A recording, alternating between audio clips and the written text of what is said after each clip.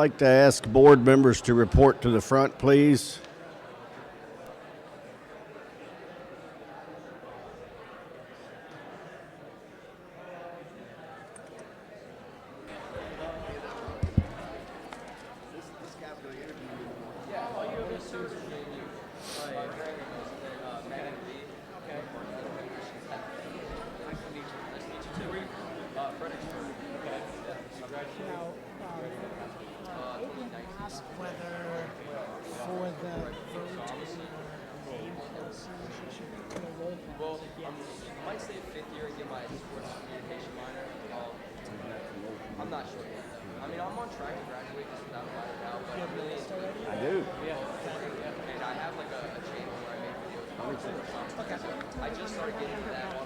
Make it quick.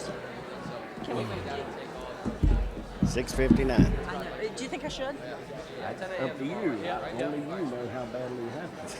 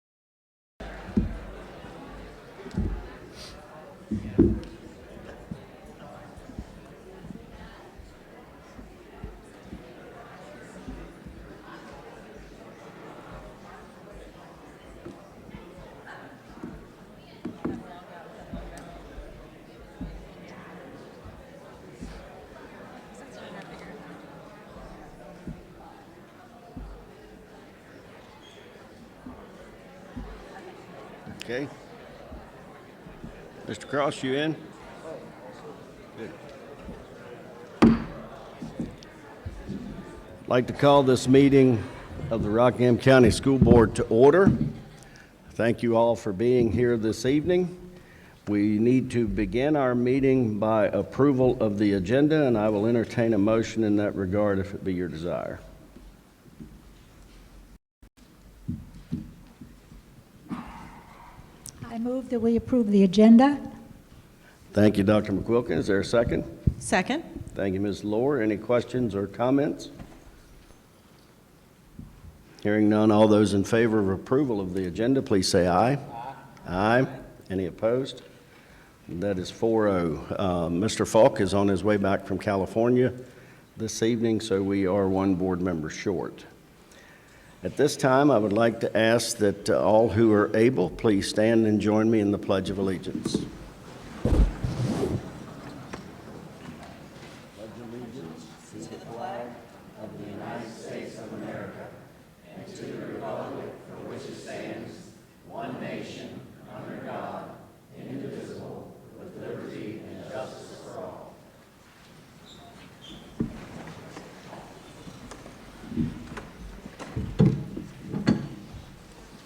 Thank you all. At this time, I would ask that you join in a moment of silence.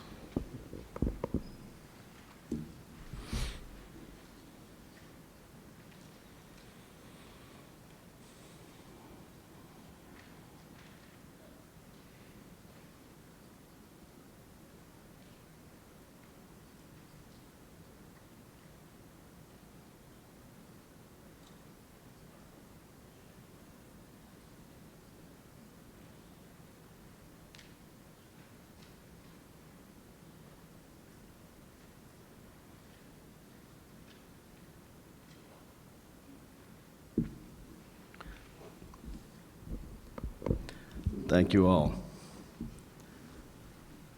Next, we will move to recognitions and presentations. Ms. Abernathy.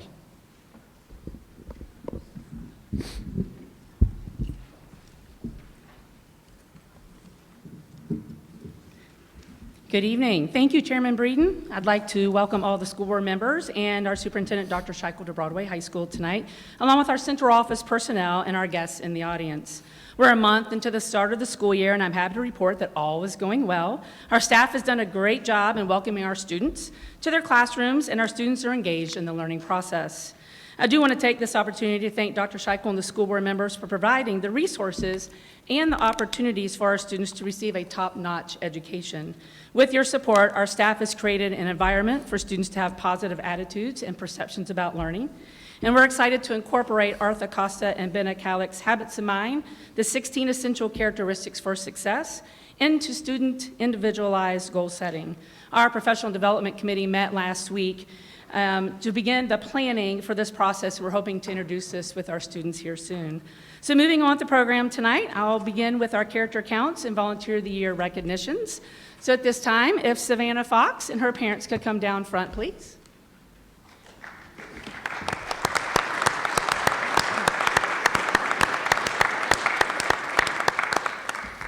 Savannah is joined tonight by her parents, Jason and Jennifer Fox. Savannah will be a June 2023 graduate. Her future plans are to attend a four-year college and major in biology, and she wants to attend graduate school, either in med school or law school. Wow. So she's going to figure that out in the coming months. So it is my distinct pleasure to introduce Savannah Fox as one of two recipients of the Brittany Lamb Kelly Cogsdale Character Counts recognition. Savannah demonstrates kindness and has a smile to offer to all she encounters. Ms. Ennis shares these sentiments. Savannah is one of the most diligent students I've ever had the pleasure to teach. She is an incredibly hard worker and an incredibly smart young lady. Even more impressive, however, is her innate kindness. She's a student that I can assign to work with anyone, and she will not only work well with that student, but she will end up making a friend in the process. She always walks in the room with a smile and always leaves with a kind comment. It has been a true blessing to get to know her. And Savannah's environmental science, AP environmental science, and track coach, Mr. Ernie, states that she is a wonderful student who is very caring and dedicated. Savannah never shied away from working hard and helping others. Congratulations, Savannah, and thank you for being such a good role model for our students to follow.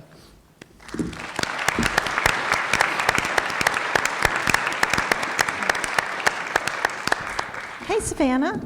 On behalf of our school board, I would like to give you a few items of recognition. The first is a pin, because the Kelly Cogsdale, Brittany, Lamb. Brittany, tell me your name again. Brittany Lamb. Brittany Lamb, thank you. I just blanked for a moment. Names are hard for me sometimes. But Brittany Lamb is a person very close to our chairman's heart, and Kelly Cogsdale was a person who was very close to my heart. I'm getting all emotional now. And as a result, this is an honor that we like to bestow on you and give you a pin to wear close to your heart. So we have a pin. And then we introduced your parents. Can you tell us their names again, please? Even though it's right here. Jennifer and Jason Fox. Jennifer and Jason, thank you so much. I know you're super proud of Savannah, and we understand that character begins at home, so thank you for giving us such a wonderful student. And we have a plaque or a certificate for you to hang on your wall to show how proud you are of her. And then we also have a gift certificate to Klein's that you can share with your parents, or you can just use for yourself. Or it sounds like you might use it with a friend, but because this is such a sweet award, we want to give you a sweet certificate for that. So, and thank you again for everything.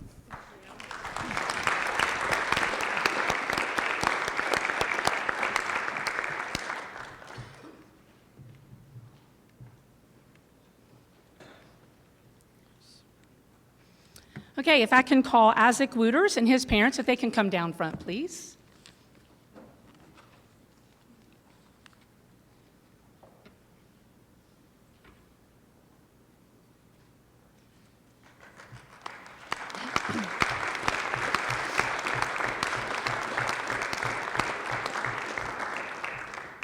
Isaac is joined tonight with his parents, Justin and Amy Wooters. He also will be a June 2023 graduate. His future plans are to attend a military academy and be an ROTC member. He wants to major in aerospace engineering and eventually become a Navy pilot. So we're very proud of Isaac. I'm pleased to introduce to you Isaac Wooters as our second recipient of the Brittany Lamb Kelly Cogsdale Character Counts recognition. Isaac's AP US history teacher, Miss Ennis, states the following about Isaac. Isaac is not the most vocal student in my class, but when he chooses to speak, it is obvious his classmates hold him in high regard.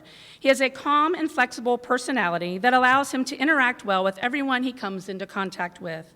On numerous occasions, I witnessed Isaac purposefully saying something kind to a struggling friend. He is encouraging and positive in all of his interaction and is a true pleasure to teach. On the football field, Coach Grog remarks, Isaac is a young man who stands for everything you would want in a student athlete. He handles his business in school by going above and beyond in the classroom. On the football field, he's one of the most coachable young men I've ever been around. He's the total package. Congratulations, Isaac. We appreciate you and thank you for your leadership and positive outlook that you share with others.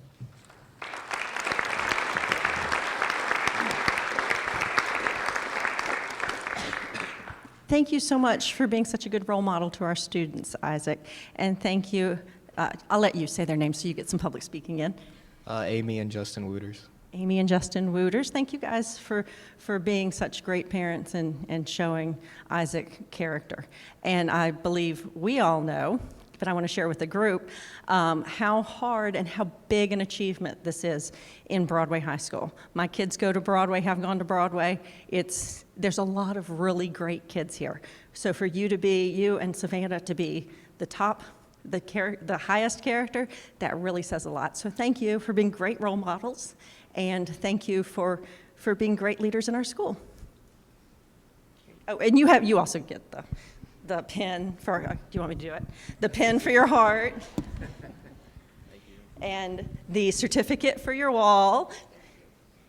And the Klein's gift card. Thank you all.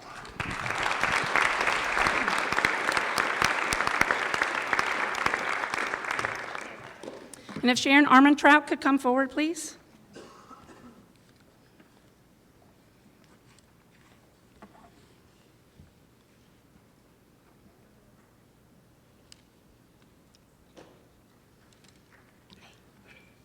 It's my distinct pleasure to recognize Sharon Armentrout as our Volunteer of the Year.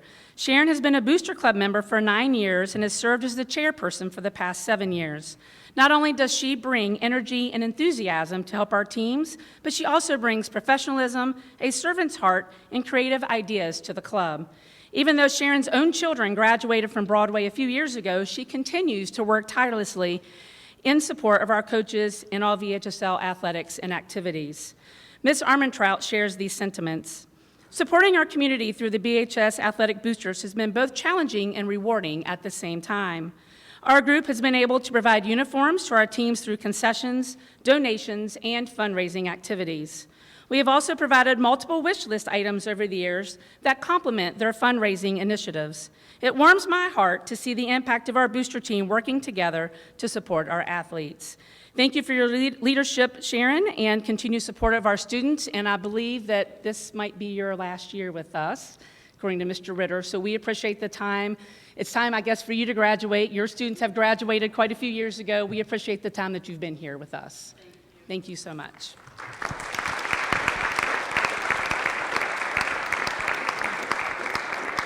Sharon, thank you so much for all the work you've done for the children of Broadway High School.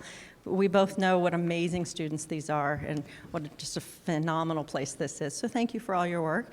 And for your, I guess, retirement, we have a certificate for your wall. And then also a gift certificate to Klein's Dairy Bar that we hope you enjoy. Thank you very much.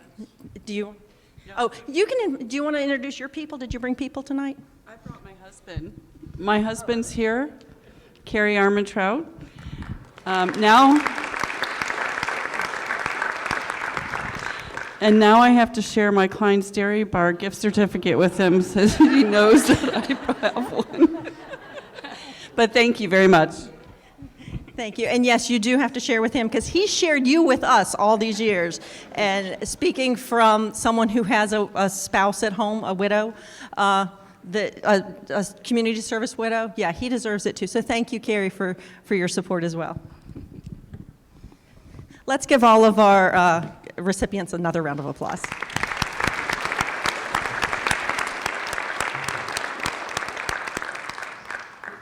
And at this time, it's my pleasure to introduce math teacher Kate Hollenberg and Seth Stratford, a business and marketing teacher who also has his technology education degree, to come forward and share some aspects of their fusion course, Geometry and Construction.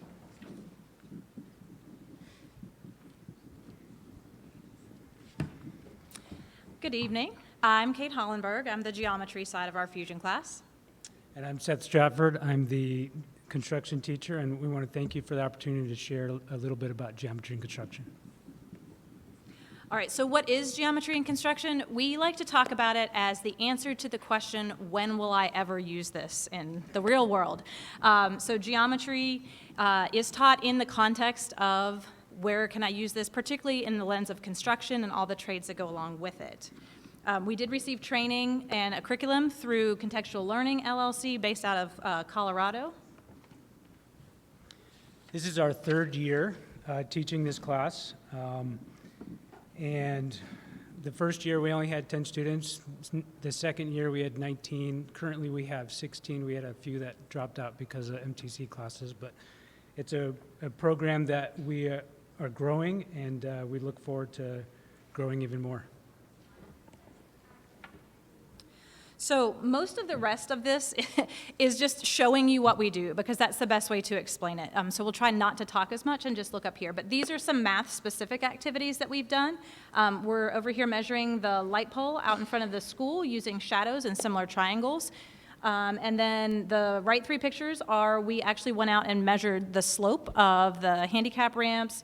We did the slope of some stairs, which are not pictured, and then the slope of a hill, and talked about the need for things to be parallel in terms of the handrail and the ramp. This is a few of the things that our first-year students said that they liked about the class. Students completed many projects, including the design logo you see in the upper right-hand corner. Each year, they all design a logo for the class, and the students actually vote then on the logo they would like on the shirt. So this is actually the first year's logo, and this is last year's logo. And The logo that you see up there was done by Alex Green from last year as well. It was a very close second, but we like it so much that we use it in our Instagram page and everything like that. So the first year we started this program, we began it the year that COVID was with us, and instruction was virtual, and we were trying to think creatively about how to get kids to do construction when they couldn't even come into school.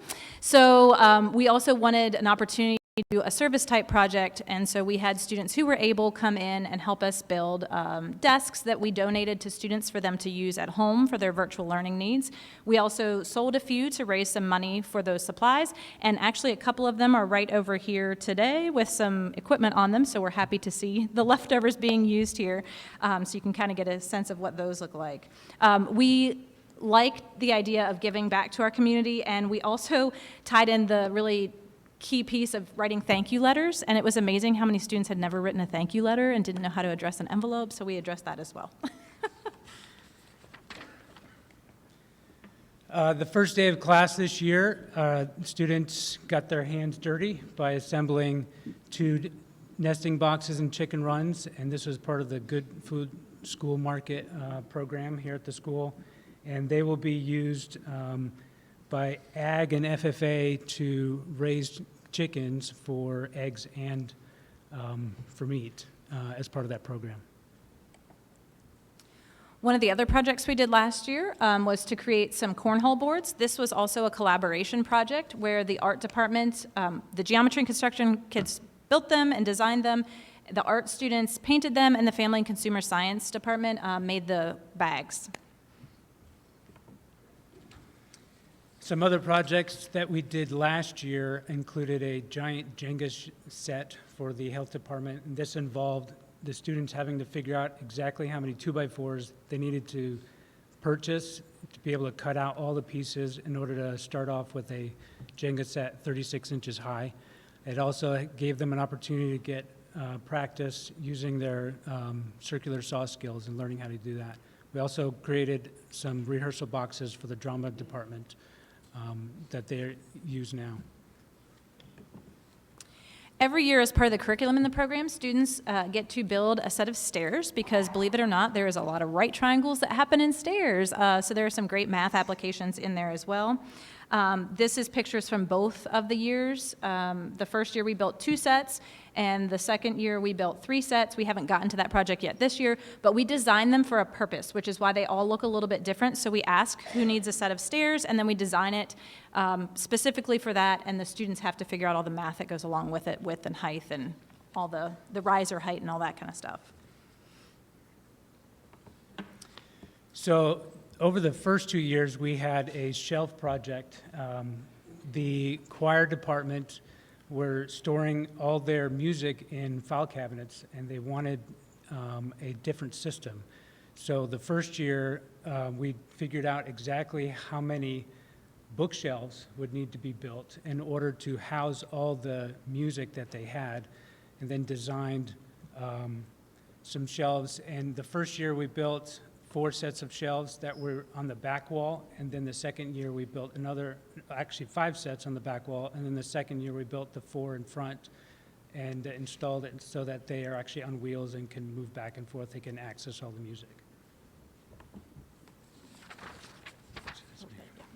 And then each year so far, we've been able to do a capstone project where we built a full-size shed. First year, it was an 8x12 shed. Where they're obviously using all kinds of geometry in order to build that. It also required them to do some blueprint reading, and each of them built a scale model before we built the full scale.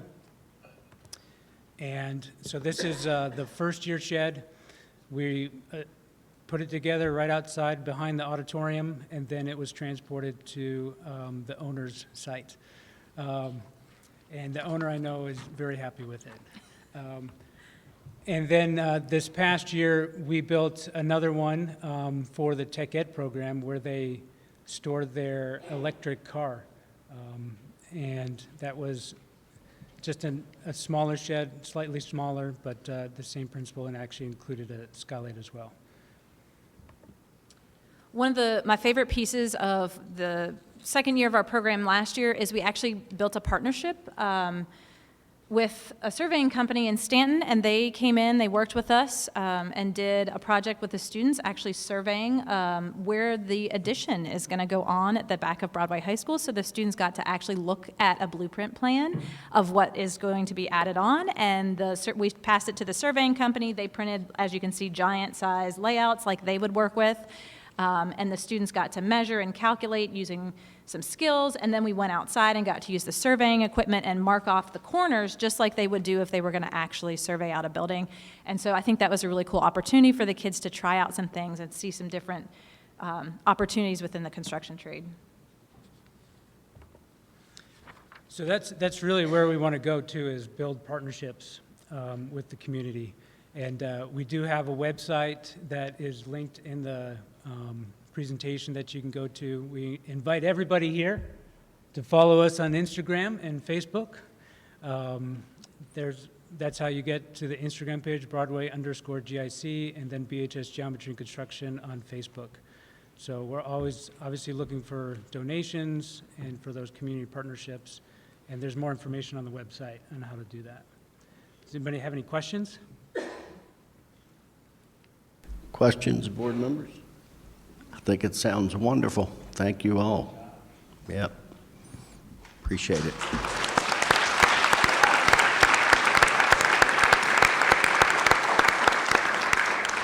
Thank you, Mr. Stratford and Ms. Hollenberg, for presenting this tonight. We're very excited about the application of this class in our building and what our students are learning. So thank you for their dedication and their collaboration together. So that ends our presentation portion for the evening. Thank you. Thank you. Thank you. Yeah.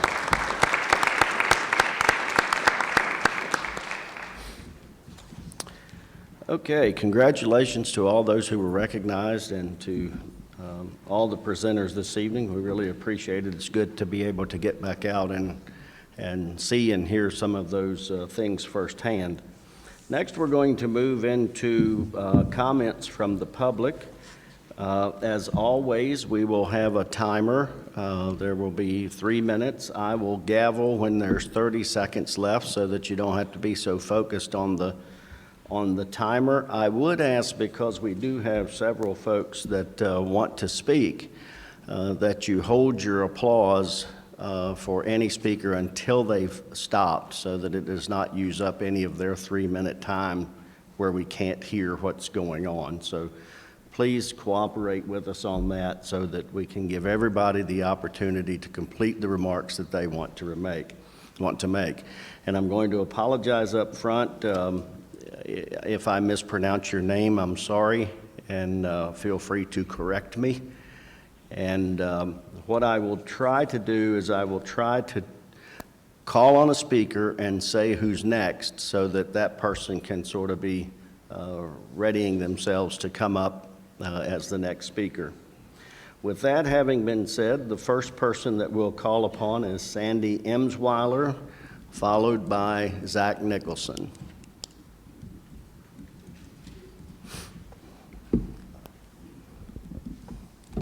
School board members and parents. My name is Sandy Emsweiler. I am a lifelong resident of the area. My children, my husband, and I all graduated from Rockingham County Public Schools. Sadly, our public schools no longer respect the majority of our students or the authority of the students' parents. I am concerned and care about those students who are struggling with gender identity. But I also care about those other students struggling with their own identity issues. Most children struggle to fit in sometime during their youth.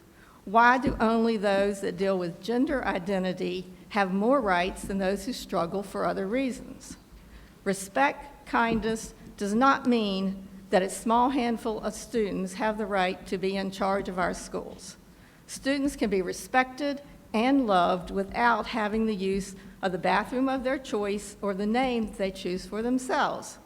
Where's the respect from the majority of our students who have to deal with getting in trouble if they use the wrong name or pronoun for a fellow student? Where's the respect for our teachers who have to always be on edge that they don't call a student by the wrong name or gender, then get called out by that student, reported, and more respect is given to the student than the teacher. And this is a true story from in Rockingham County Schools. Where's the respect for the parents who birthed these students and therefore have a right to determine the values under which they are raised? Where have the schools gotten the idea that their values are superior to the parents? As school board members, you are very generously giving your time to serve on this board. Therefore, you obviously are concerned with the welfare of our children. But that should be all of our children, not just those that demand respect. You need to take a stand for the silent majority of students, not just those who are in your face. Suicide is rampant in all of our youth.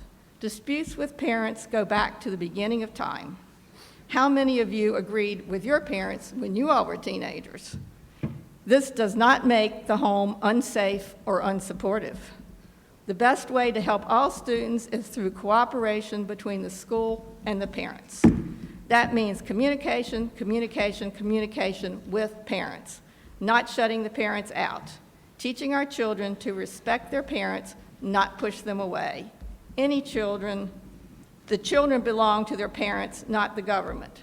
Therefore, I urge you to vote for parental communications by supporting the proposed parental notification policy. Thank you for all your time and hard work. Thank you.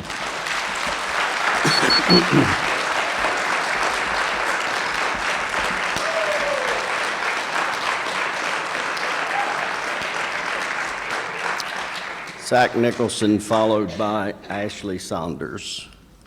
Good evening, I'm Zach Nicholson. Chair Breeden, I know we've had our disagreements, but I must give credit where it is due. Last meeting, you suggested a sample policy from another school regarding social media ethics and behavior for board members to follow, and that it's a two-way street.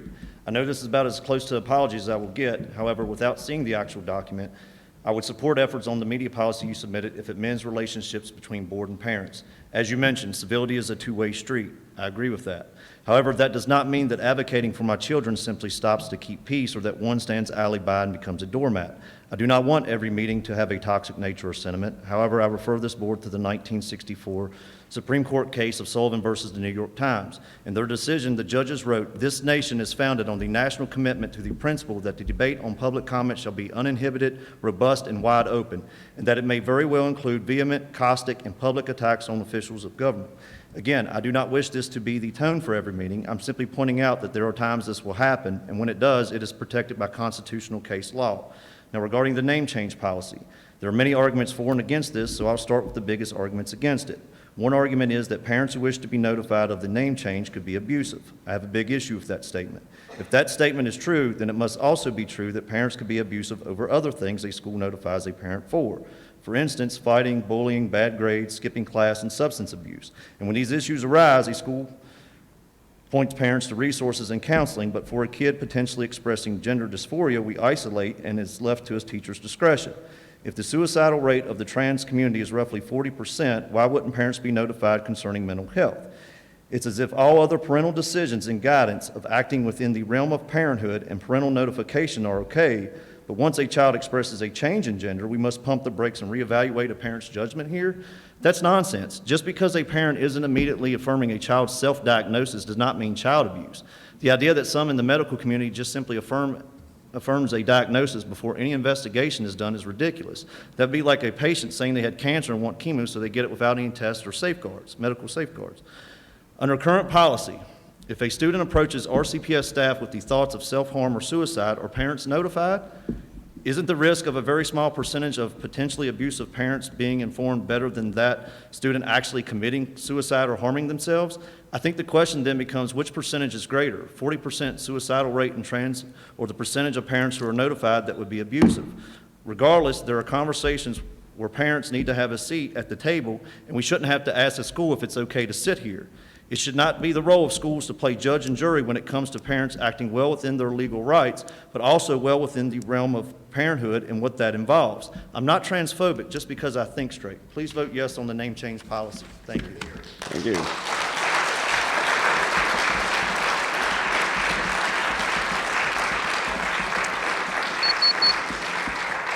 Ashley Saunders, followed by Kelly, is it Toviet? I'm sorry.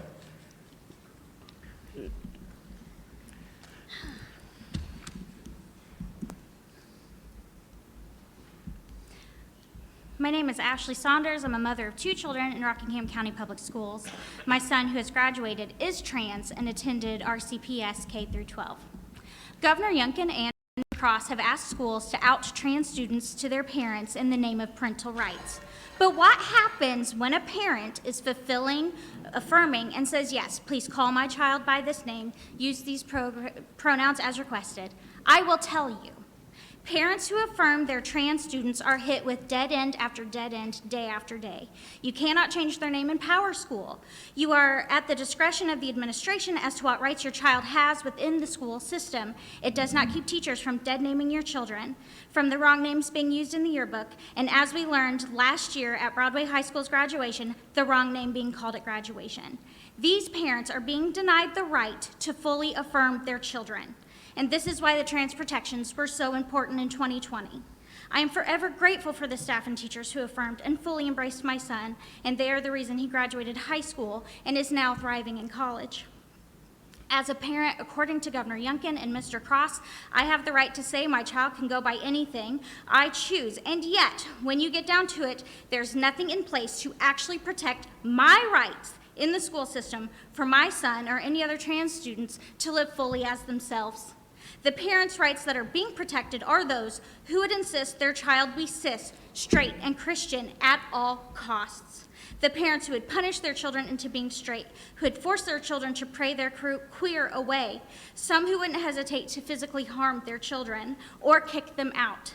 These are stories I have been told time and time and time again by members of Rockingham County who attended our public schools.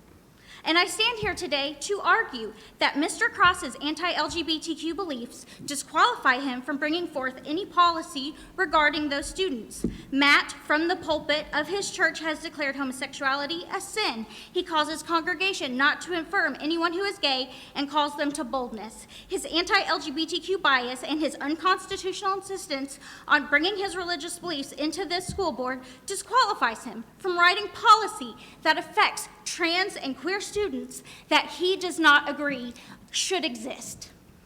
To the trans and queer students of Rockingham County Public Schools, you are loved, you are seen, and there are many fighting for you, and we won't stop. And I promise you, as long as there is air in my lungs and a beat in my heart, I will protect you the best that I can, because trans and queer rights are human rights, and every student has a right to a safe and equal education regardless of race, gender, sexual orientation, or socioeconomic status.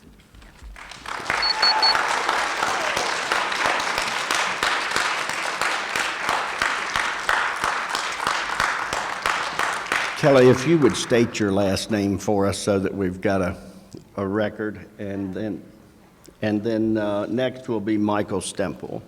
My last name is Teodoro. Okay, thank you. My name is Kelly. I am a parent of 2 kids at Rockingham County High Schools. My youngest is trans. This year he is fully out at the school, and we are lucky enough to have a very good and embracive environment for him. The difference in this last year in his schooling has been amazing. The last couple of years, he didn't want to go to college. He didn't want to be in activities. He didn't want to really do anything. This year he's involved in drama. He's involved in one act. He's talking about going to college. He is feeling himself, and it's just miraculous in the difference in the change.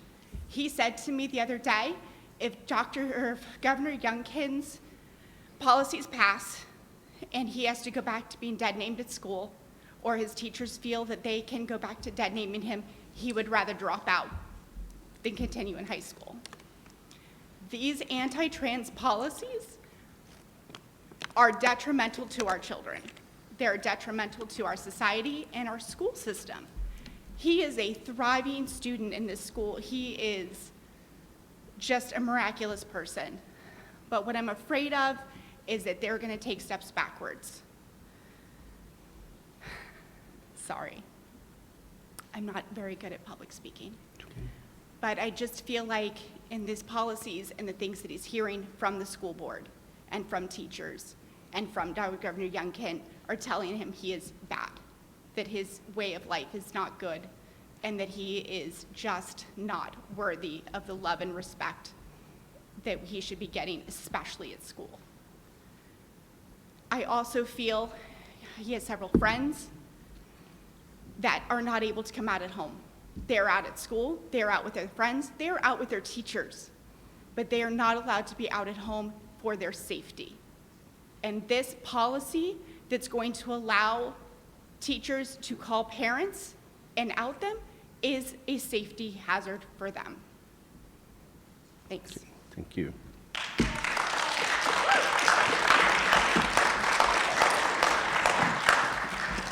Mike Stemple, followed by Patrick Fritz. Members of the board, thank you for the opportunity to speak today. My name is Mike Stemple. I'm from Broadway. My 3 children attended RCPS K through 5. Governor Youngkin, January 2022, no matter who you voted for, I pledge to be your advocate, your voice, your governor. I'm going to focus on the model policy that Youngkin has proposed, as I believe the policy proposed by Cross, it's a foregone conclusion what's going to happen. The Youngkin DOE policy does not follow for one, it does not follow the guidance given by Virginia Code that it cites as its statutory authority, the section 22, which is supposed to be about trans students and their policies in school. It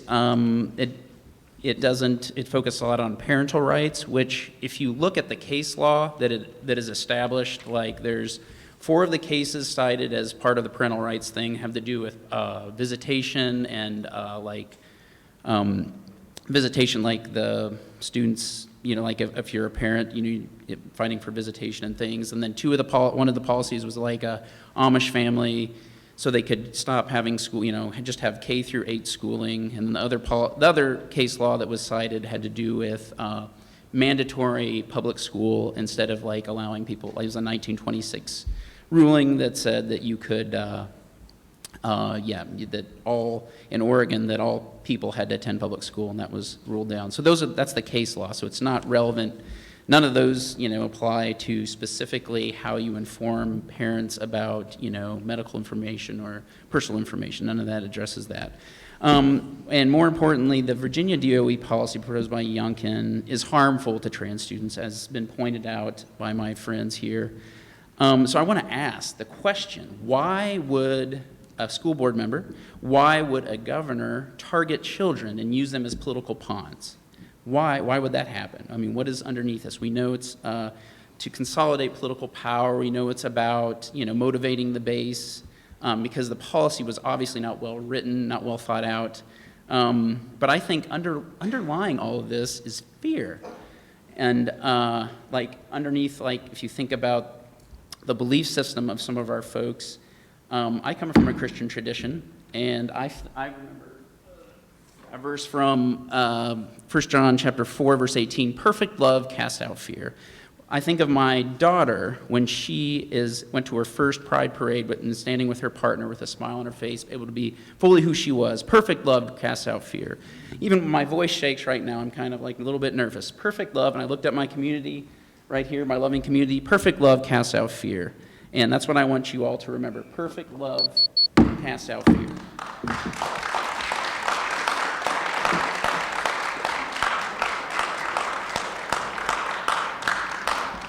Patrick Fritz, followed by Caitlin Lowe. Good evening, board. Ms. Abernathy, thank you for letting us use your school. As always, love seeing you here. Obviously, Matthew's policy is stupid. It should obviously not be passed, but we'll let the courts settle that out. But moving on, I'm going to talk about the thing that's near and dear to my heart. Our performing arts students, again, as we're coming into the funding season and looking at budgets, I'm going to again talk about transportation.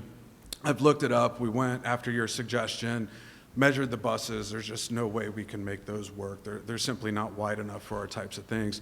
So I did look at some different resale sites, and we're looking at like box trucks, like a Hertz truck, right, with the lift gate.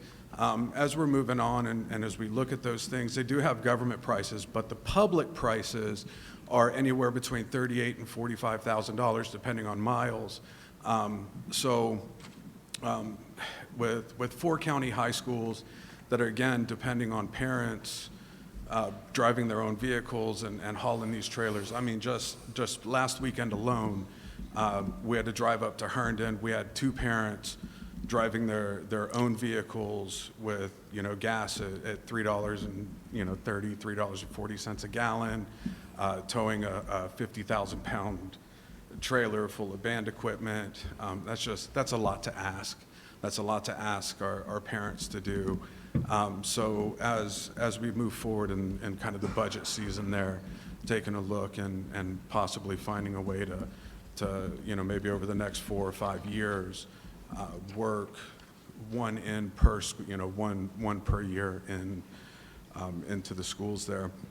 And again, as always, our fine arts teachers are putting in just as many hours, just as much work with just as many kids as our athletics coaches, yet their pay and their stipends aren't nearly, when we have band teachers and parents reaching into their pockets to buy food for kids because concessions are, $10 for a burger and a soda, and we've got something like 40% of our students that are on free and reduced lunch. I mean, I know we're asking for a lot, but our teachers deserve that, and our kids deserve to be safe, and bigots have no place making policy in our schools.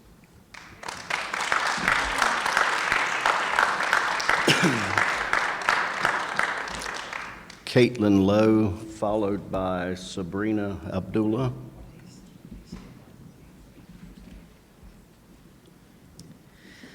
My name is Caitlin Lowe. I am a senior at Turner Ashby, and I'm here to represent the Turner Ashby 2023 senior class. In regards to the proposed phone policy directed towards high schools in the county, our main objective is to communicate why, along with lunchtime and the 5-minute transition between classes, the advisory period should be excluded from this policy.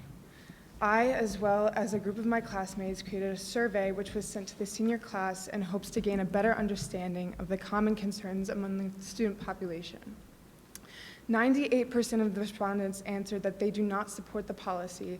However, 43% of the respondents answered that they were willing to accept the policy if phones were allowed in advisory. One of the major concerns is how this will affect the mental health of students, as we use this time during the day at our own judgment, whether this be decompressing or completing schoolwork. One of the most rewarding parts about advisory is the freedom of phone discretion and the aspect that we have the capacity to decide what is needed to get through the rest of the 7-hour school day. Many students who responded to the survey mentioned listening to music during the advisory period. Without access to phones, this would be almost unattainable, as most music platforms are blocked on the school-issued Chromebooks, along with most YouTube videos. Although advisory may be a short time, it is crucial for students to communicate with family, coaches, and employers, as they will not have this freedom for most of their day. Also, by restricting phone use and independent time such as advisory, students will be more inclined to use their phones during lunchtime. This may lead to a decrease in socialization among students and their peers at a time when face-to-face interaction is greatly encouraged. Another major concern is revoking the students' ability to maintain self-discipline when it comes to having their phone. It would be more helpful to students if they could develop their own sense of self-regulation, since this skill would carry over into their future after high school, whether that be directly into the workforce or college. To reiterate, we as students anticipate the approval of this phone policy. However, we hope that with more perspective on advisory, that you may reconsider how beneficial it would be to include advisory as a time where phones are permitted. Thank you.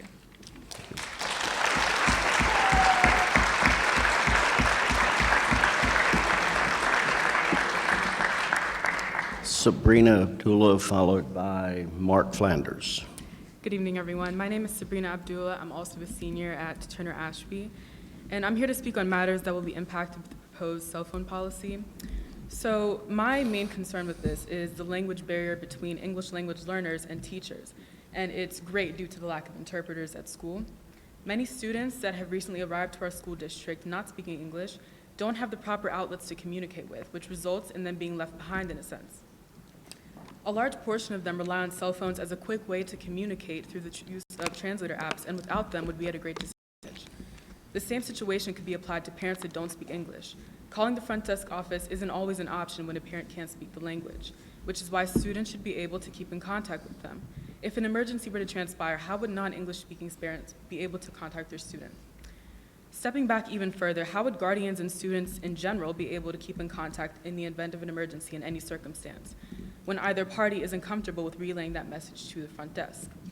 To touch on what Caitlin mentioned, the Sources of Strength leadership program that was recently created to improve students' mental health wouldn't be as effective if this policy were put into place, as students wouldn't have to worry about matters concerning their lives outside of school even more without proper access to cell phones.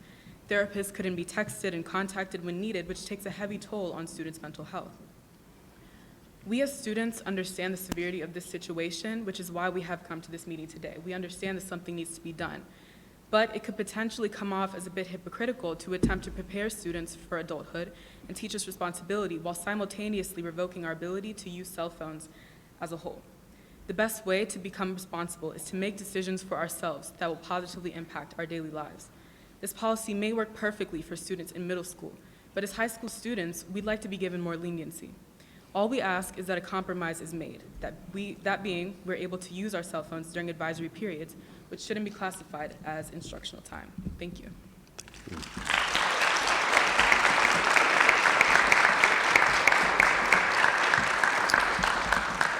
Mark Flanders, followed by Tricia Morosky. Thank you. So the first thing I need to do is just quickly address the idea that Mr. Cross couldn't write this policy because he's disqualified based on his religious beliefs. I think that's bogus. If that were the case, then if any one of you were atheists, perhaps we would say you couldn't write any policy that affected a Christian child, or if one of you was a trans activist, we would say you couldn't write a policy that affects kids who are not trans or not LGBT. We can't go down that road and say because you believe something, you can't have a voice. So now I want to address some reasons why you might oppose Mr. Cross's proposal. First reason you might oppose his proposal, perhaps you lack the courage to take a stand against trans activists. Status quo, maybe you think, is the course of least resistance. You may think that. I don't think it is, but you may think that. The second reason you might oppose this policy is you might lack the good sense to see the harm that will be caused by not adopting this policy. Maybe you've been persuaded by the emotional blackmail of trans activists claiming that some things must be hidden from unsafe parents. The third reason you might oppose this policy, perhaps you know that it's wrong for activist teachers in schools to lead kids down this path and cut parents out of the equation. You understand how it will harm kids and tear families apart, and for whatever reason, you don't care or you're good with that. Now, I'm going to assume none of you are actually that malicious or evil, so I won't address that. I'll just address the first two reasons. Starting with the second one. We have heard over and over that students must be protected from unsafe parents, and that this justifies going behind the parents' backs. The first problem with this is that teachers are not equipped to determine whose parents are unsafe, nor should they be given this responsibility. I'm sure many trans activists would say that I'm an unsafe parent, simply because I wouldn't affirm to my kid that they could change their gender willy-nilly, that I have a different view of that, okay? Even though I've never raised a hand in anger to anyone, and my home is a perfectly safe home. The second problem is that if children are actually in an unsafe environment, then the best course of action is not to go behind their parents' backs and have them find out afterwards that you conspired with their children to cut them out of the equation and go behind their backs. If you really want to do the safe thing that avoids the even remote possibility of harm to children, then you would only use different names and preferred pronouns when parents of the child are fully on board. That is the safest course of action. Hopefully, the Virginia Department of Education new guidelines will give you the political cover to have the courage to take a stand and do the right thing here, and I hope you'll vote for this policy of Matt's. Thank you.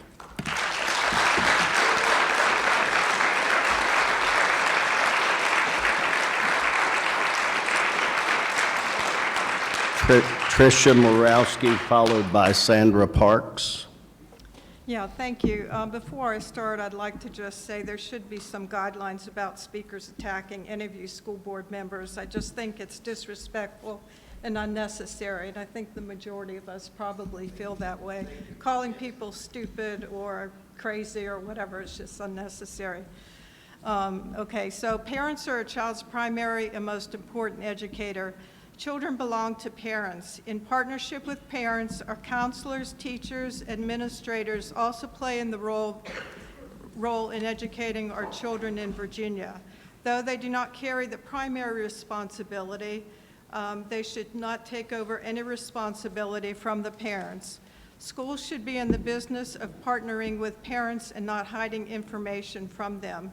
The new model policy for Virginia schools not only protects our students, all of them, but also protects our parental rights.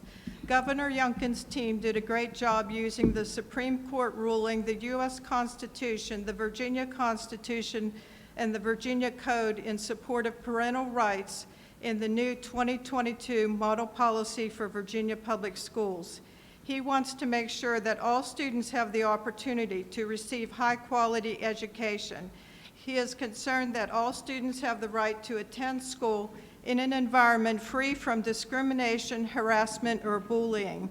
Some of the comments that were given before me seem to be misunderstanding his policies. He is not against anything with transgender students. That is false.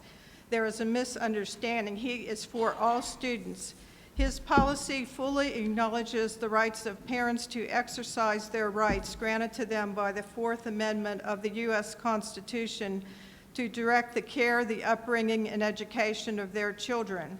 In contrast, the 2022 model policies disregarded the rights of parents and ignored other legal and constitutional principles that significantly impact how schools educate students, including transgender students. I would hope that this school board accepts these new guidelines put out by the governor, which empower students, which empower parents, restore common sense to our schools, and protect all of our children. Just a few exhortations. Teachers, thank you for your work. We appreciate you. Please continue to teach our children reading, writing, and arithmetic.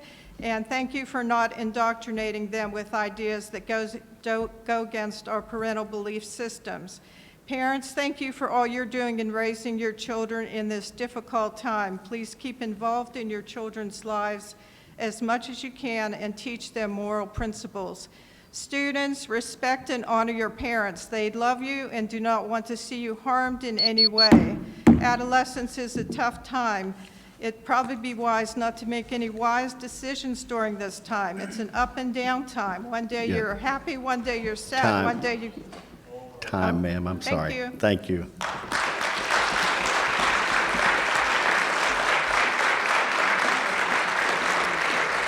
Sandra Parks, followed by Lydia Borden.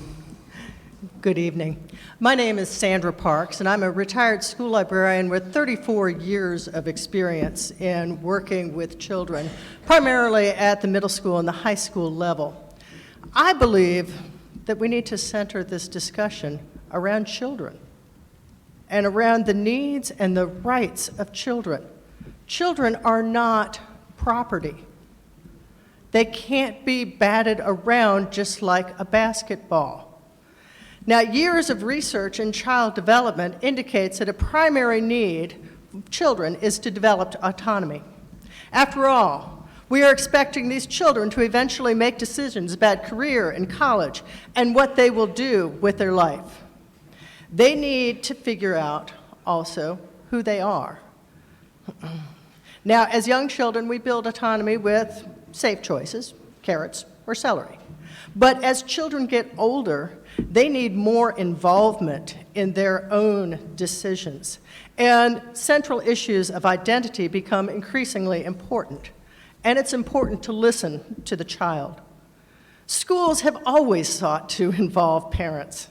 Parents have always been considered part of the team, even if they never seem to make it to parent conferences or avail themselves of other opportunities to interact with the school. I can't tell you how many meetings I have sat through on how to increase parent involvement. All schools have always worked to increase parent involvement. But when it comes to matters of gender identity, there needs to be a different procedure than just a cold call home. We need to trust our children. We need to involve trained counselors with students to share this information when the child feels safe.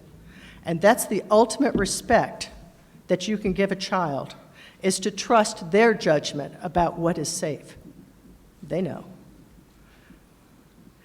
Now, child development research also shows the importance of connection. Students who connect with at least one adult have better mental health than those that don't. Those who can connect with their parents, that's wonderful, but not all children can. And sometimes teachers can provide that lifeline. But with this policy and that proposed by Governor Youngkin, which strips even more rights from children and parents, it eliminates any possibility of LGBTQIA students making connections with adults at school. It won't be safe.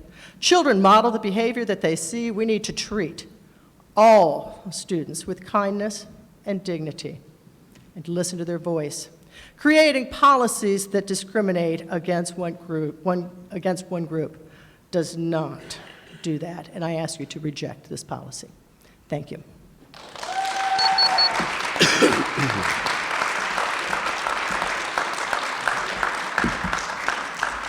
Lydia Borden, followed by Ariana Grimm. Good evening. I appreciate this opportunity to speak as a resident of Rockingham County, as a university student in my early 20s who is in high school not long ago and is hoping to start a family in the next few years.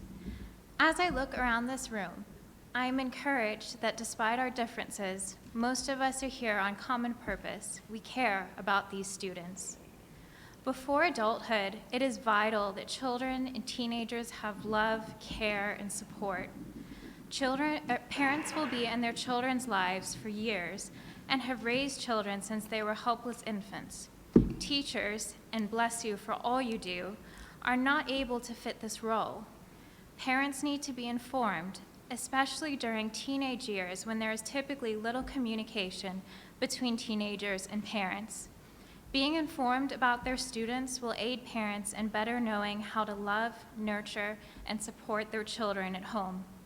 I realize that for some of you students, this kind of parental relationship does not describe yours, and truly, my heart breaks for you. But if we treat this situation as the rule rather than the exception, I feel that it will punish the majority of parents who wish to be involved in their child's life. I also believe that during these difficult times in students' lives, the burden of asking for help should not rest on them. Instead, parents should be sensitive, reminding their child that they are there for them, ready to care for them, offering help and ready to listen to them. Keeping parents informed will encourage them to do this even more.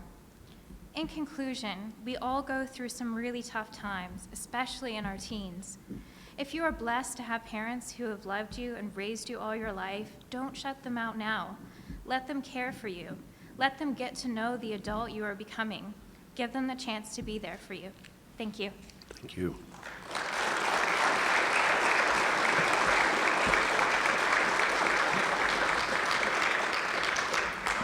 Ariana Grimm, followed by Anna, I'm sorry, it's, looks like it's Stasyuk.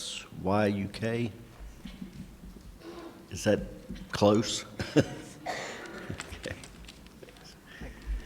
A lot of people that have spoken today have mentioned the safety aspect of even if you tell the parents that the child is trans or something, that could create an unsafe environment. And a lot of the people have said, well, I don't beat my child, so it's still a safe environment. But safe environment doesn't just constitute whether you beat your child or not. It's also based on whether you support them and allow them to grow. Because I know a lot of parents, and like a lot of my friends and stuff, have said, yeah, their parents don't hit them. You know, their parents are there, they take care of them, but they can't trust their parents. They can't go to them, they can't tell them, hey, I'm really struggling. And I know I specifically, sorry mom and dad, love you if you hear about this, but I know I specifically, I can't go to my parents about a lot of things because I haven't always had that support. A lot of things, especially mental health wise, I've gone to them and said, hey, I'm really struggling, I don't understand this, I just need help, and I haven't been able to get that help. And so if you tell these parents, hey, your child is trans, they're not always gonna get that love and support. That's gonna create an environment where they don't wanna go home at the end of the day, or they don't even wanna go to school, because when they go to school, their teachers aren't gonna be able to support them the way they need them to. Because you want an environment, at school you want an environment where the students are able to talk to their teachers, they're able to learn, and they can grow. And you want a safe and healthy school environment. But what kind of environment is that creating if when the student goes to school, they can't trust their teacher? They're not going to respect them because that teacher went behind their back to tell their parents something they weren't ready for their parents to know. If a child feels comfortable telling their parents that they're trans, then okay, good for them. But if they haven't told them themselves, then you don't have the right to tell them because you're potentially creating an unhealthy environment for them. And I've even talked to a few of students that are trans, and one of them has said, and I quote, "School is the only place that I'm free to be myself anymore, and taking this away will cause my mental health to get so much worse, to the point I'm not sure I'll ever be able to go to school again." Is that really an environment what you want to create when you want these kids to learn and grow, but you're taking away who they are. You're taking away their identity, and so then they don't want to go to school. They don't want to grow, and they don't even want to be alive. Because a lot of statistics show that about 80% of the transgender community have thought about suicide, and about 40% of them have attempted to commit it. And the more you don't support these people and you take their rights away, the larger that statistic's going to grow.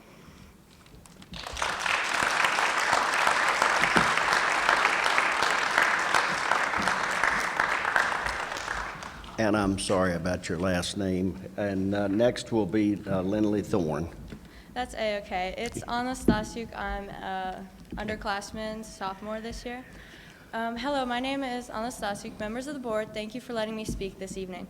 Today, I and a collective number of TA students respectfully are gathered here to voice our concerns in reference to the draft JZK use of student-owned electronic devices. Speaking on behalf of our fellow classmates, we want to address the advisory being considered in constructional time.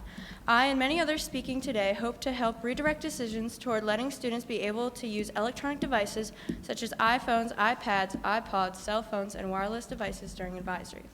Though advisory is a time given to do our work and improve ourselves educationally like any other class, there is not a grade associated with it. We are encouraged to do our work, and it has become a valued, de-stressing time for many students. While some may argue students spending time on their phones seems inefficient and a waste of time, most students would explain that it helps them recharge and prepare themselves for their next classes. While lunch may be a great time to socialize and reconnect with friends, it doesn't give students enough time to reestablish focus and recharge. According to the research paper done by TRACE, music listening and music making has been effective interventions to elicit happiness and relaxation, improved attention skills, and has been effective and has improved academic performance. If this proposal does go through, students can no longer access their phones for music.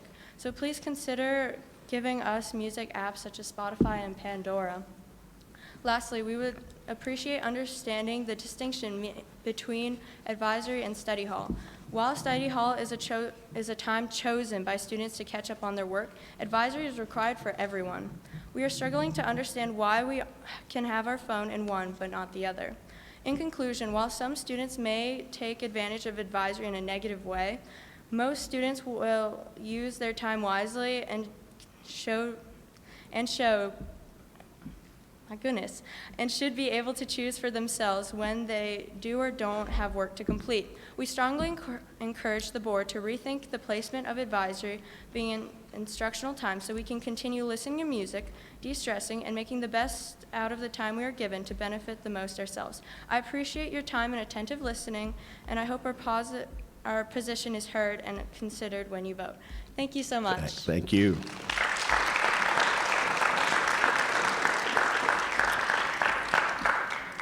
By the way, I forgot to mention, we have a petition that... Okay. Lindley Thorne, followed by Jeff B. Hi, my name is Lindley Thorne, a Rockingham County parent. Any governing body that denies individuals the right to self-determination is inherently an oppressive one. There's no confusion. There should really be no debate. We have mountains of hard data to inform us that we are able to save lives when we acknowledge and affirm the expressed gender identity of individuals. Violence and suicide increase exponentially when we deny, reject, shame, and require individuals to hide the truth of who they are. Children are not the property of their parents. We belong to ourselves. Children and young adults do not need the permission of their parents to be who they are. We know that abuse is most frequently experienced at home, within families. This guidance is cruel. It will further isolate the most vulnerable and already isolated young people in our public school system. This guidance will deny access to life-saving support from counselors and other school staff to children who lack any form of support at home. For more than 30 years, we have known that efforts to reject the reality of gender expression have been deadly. This extremist administration either has not bothered to educate itself or has opted knowingly and intentionally to inflict harm on those it should protect.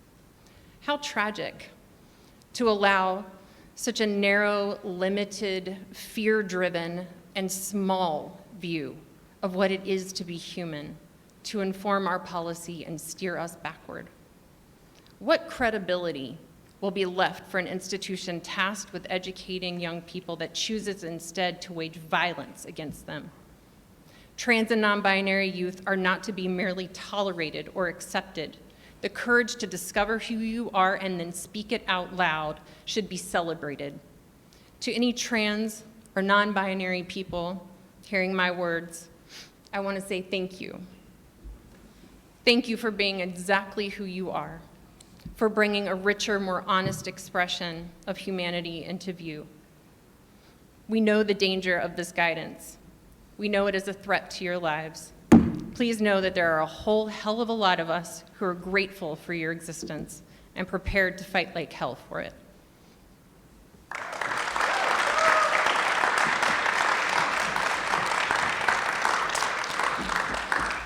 I'm sorry, sir, I didn't get your last name right either. So My handwriting leads a lot to be improved. Jeff Bolander. Okay, and I have Sarah Horst will be next. I'm sorry. Sarah's next.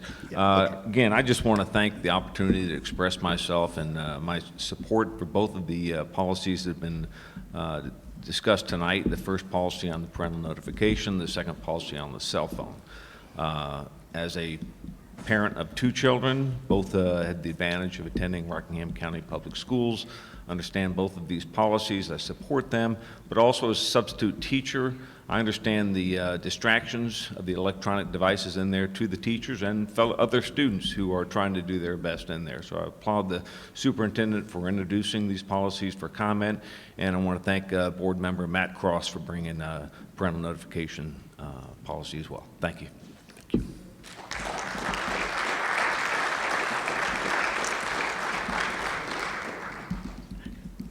Sarah Horst, followed by Ryan Liskey.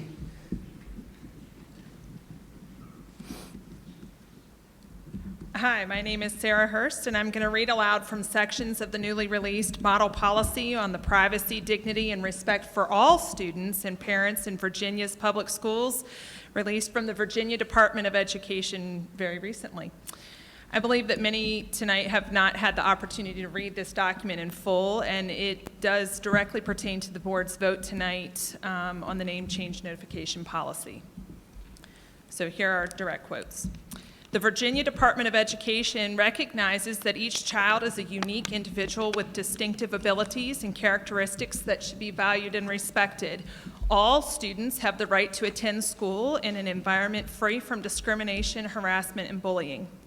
The department fully acknowledges the rights of parents to exercise their fundamental rights granted by the 14th Amendment of the United States Constitution to direct the care, upbringing, and education of their children. The Code of Virginia reaffirms the rights of parents to determine how their children will be raised and educated. Empowering parents is not only a fundamental right, but it is essential to improving outcomes for all children in Virginia. The department is mindful of constitutional protections that prohibit government entities from requiring individuals to adhere to or adopt a particular ideological belief. The First Amendment of the Constitution guarantees religious freedom and prohibits the government from compelling speech that is contrary to an individual's personal or religious beliefs.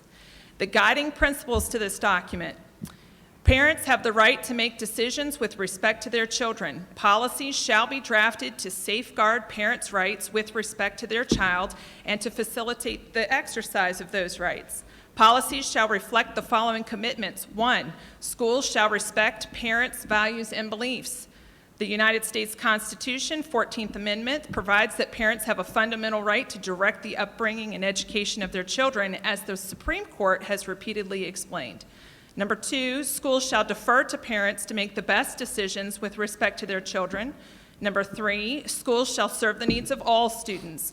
Each student's individual needs should be taken into consideration by their school, and divisions should provide or develop policies that encourage schools to account for these individual needs with due sensitivity to the needs of other students and the practical requirements of the teaching and learning environment. 4, schools shall partner with parents. Parents are a child's primary and most important educator. In partnership with parents, public schools, teachers, counselors, and administrators also play an essential role in the education of children in Virginia. So, school board, you need to vote yes tonight on the name change notification policy. It is in line with constitutionally protected parent rights, and it also provides a policy that is in line with the model policies from the Department of Education that you are being directed to adopt.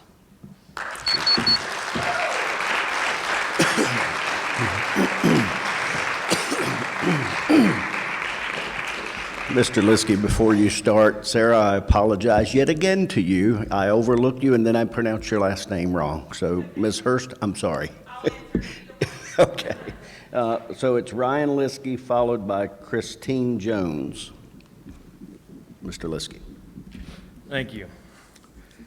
It is unfortunate that I have to come again to Broadway High School. This time a year ago, we had the shortest meeting on record, lasting only around 7 minutes, as the board unfortunately chose to close a public forum due to erroneous mask mandates.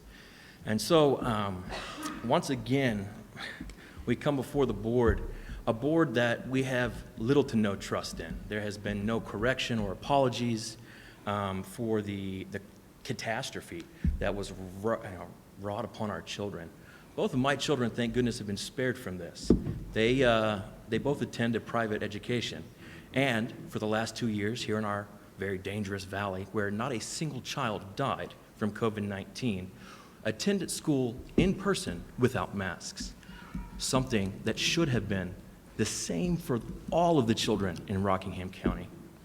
As we've progressed through the last 3 years, we have seen the CDC and other institutions fall. We see that the peer review system for many of our universities is utterly corrupt, and that money is changing science away from its desired course of finding empirical evidence.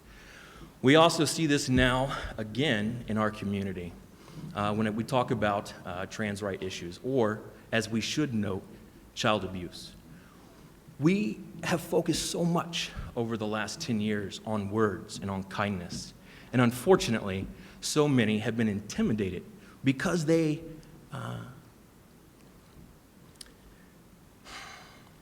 because those voices seem loud and would call for compassion and wave signs that say, perfect love casts out all fear. It does. And the love of children, not wanting them to be mutilated, is the very reason men and women must stand. We must demand that words have meaning and that our children are worth protecting. The ability to go and mutilate a child is absolutely horrifying. The fact that we need to talk about this is disturbing. It is time for parents everywhere to stand up, to reject the false appearance of compassion, and stand for saving children from mutilation, and as we call, child abuse. Thank you.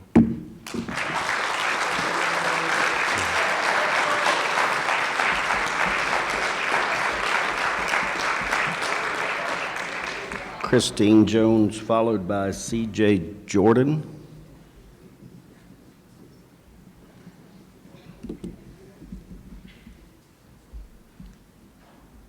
Hello, thank you very much for allowing us to give public comment. For part of my time, I would like to read a statement by a friend of ours from the community who was not able to be here at the last minute, who did prepare a statement. So I'm going to read it in his stead, and if time is remaining, I can add my comments. Hello, my name is James Maxwell Comer. I am a parent to 3 children in Rockingham County Schools and to one who graduated this past spring. I'm also a graduate of Rockingham County Schools myself, and I'm a transgender man.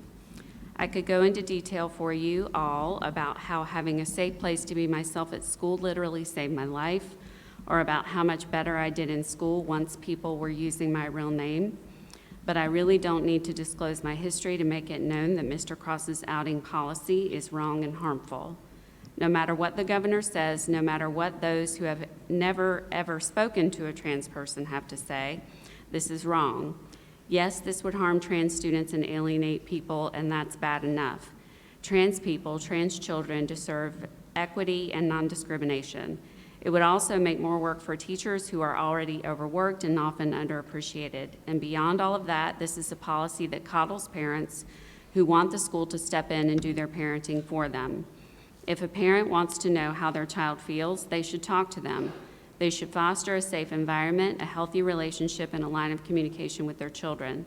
This is not the job nor the responsibility of teachers and administrators. It is baffling and laughable to frame this proposal around parental rights, when what is really lacking here is compassion and parental responsibility. Thank you.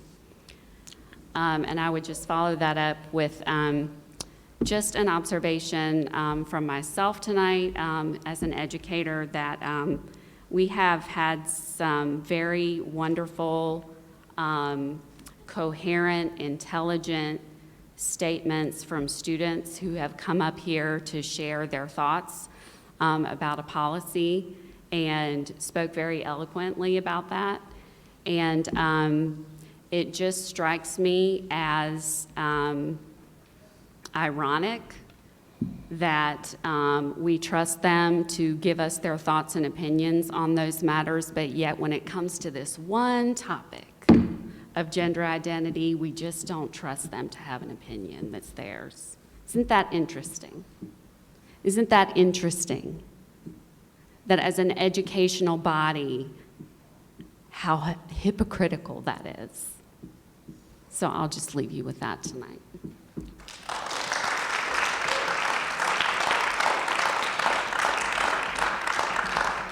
C.J. Jordan, followed by Cynthia Weekly. Good evening. John 3:16. God so loved the world that he gave his only begotten Son, that whosoever believeth in him shall not perish but have everlasting life. Good evening. My name is C.J. Jordan with City Elders Rockingham and Harrisonburg. I come before you this evening from Romans 6:13. Neither yield ye your members as instruments of unrighteousness unto sin, but yield yourselves unto God as those who are alive from the dead, and your members as instruments of righteousness to God. I ask you tonight, with this policy before you, Are you being used as instruments of righteousness for God?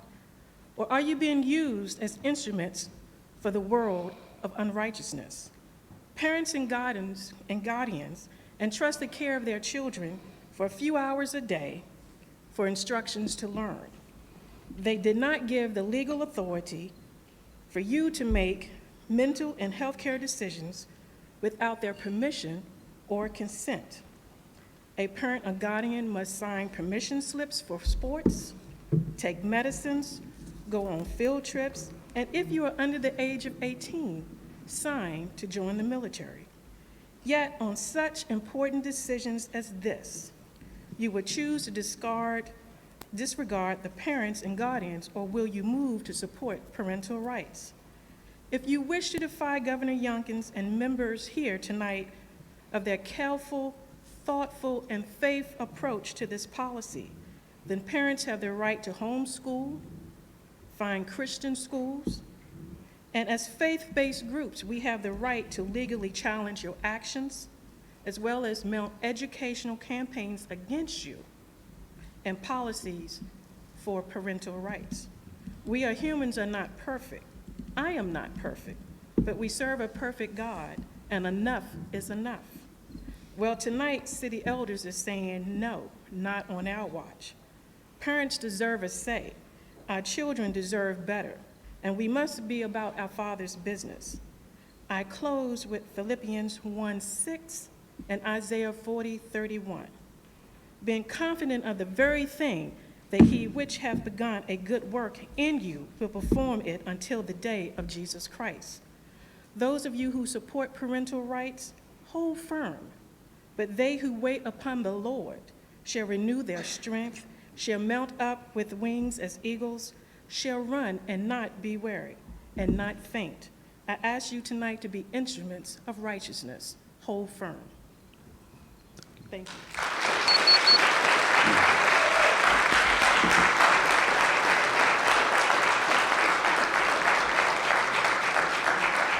Cynthia Weekly, followed by Dan Garber.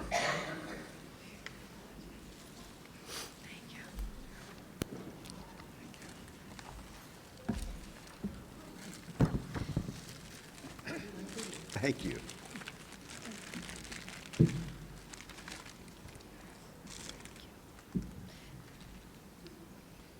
Good evening. I'm Cynthia Weekly. I grew up in the Rockingham County School a long time ago, And also, I have family that attends now. By now, you should have received a flower and a couple of articles from me. I want you to notice that every flower is unique, just like every child, under your care and guidance as the Rockingham County School Board. One of my first impressions this evening is, why are we not talking about suicide prevention? Why is it all about we're scared to allow a child to be a child, or we're concerned either way, but why are we not focusing on mental health? I'm kind of surprised about that. But I'm asking you, the members of the Rockingham County School Board, to immediately implement the 2022 model policies from the Virginia Department of Education.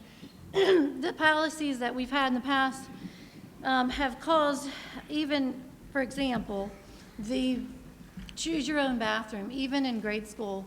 My niece has my niece has not been to a bathroom on school property for one whole year because she doesn't feel safe. She feels like a biological male could be there.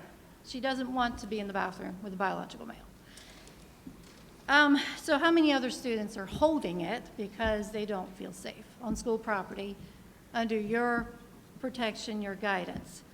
Just like these flowers, I just want you to realize it's just every child is beautiful. Every child is perfect. We need to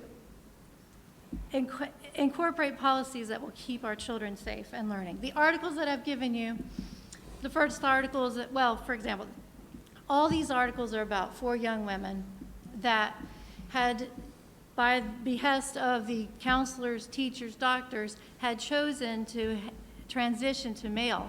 At some point, they changed their minds, and 2 of them had already gone through surgery. They had mutilated their bodies. but they've detransitioned back and embraced their womanhood. The first is Chloe Cole's story, and I think it's a very good one that you can glean from. But the second article is also about the Detransition Diaries, which is a documentary which has recently been released, and I hope that you will take the time to watch that so that you can understand that as children are developing, there's so many questions in life. That's just so common. And I really want to urge you to allow parents to be a part of that equation as far as your decisions. And I fully hope that you will implement immediately and extensively and uphold the Model 2022 policies. And I thank you very much for your time and consideration. And don't forget the beauty of children. Thank you.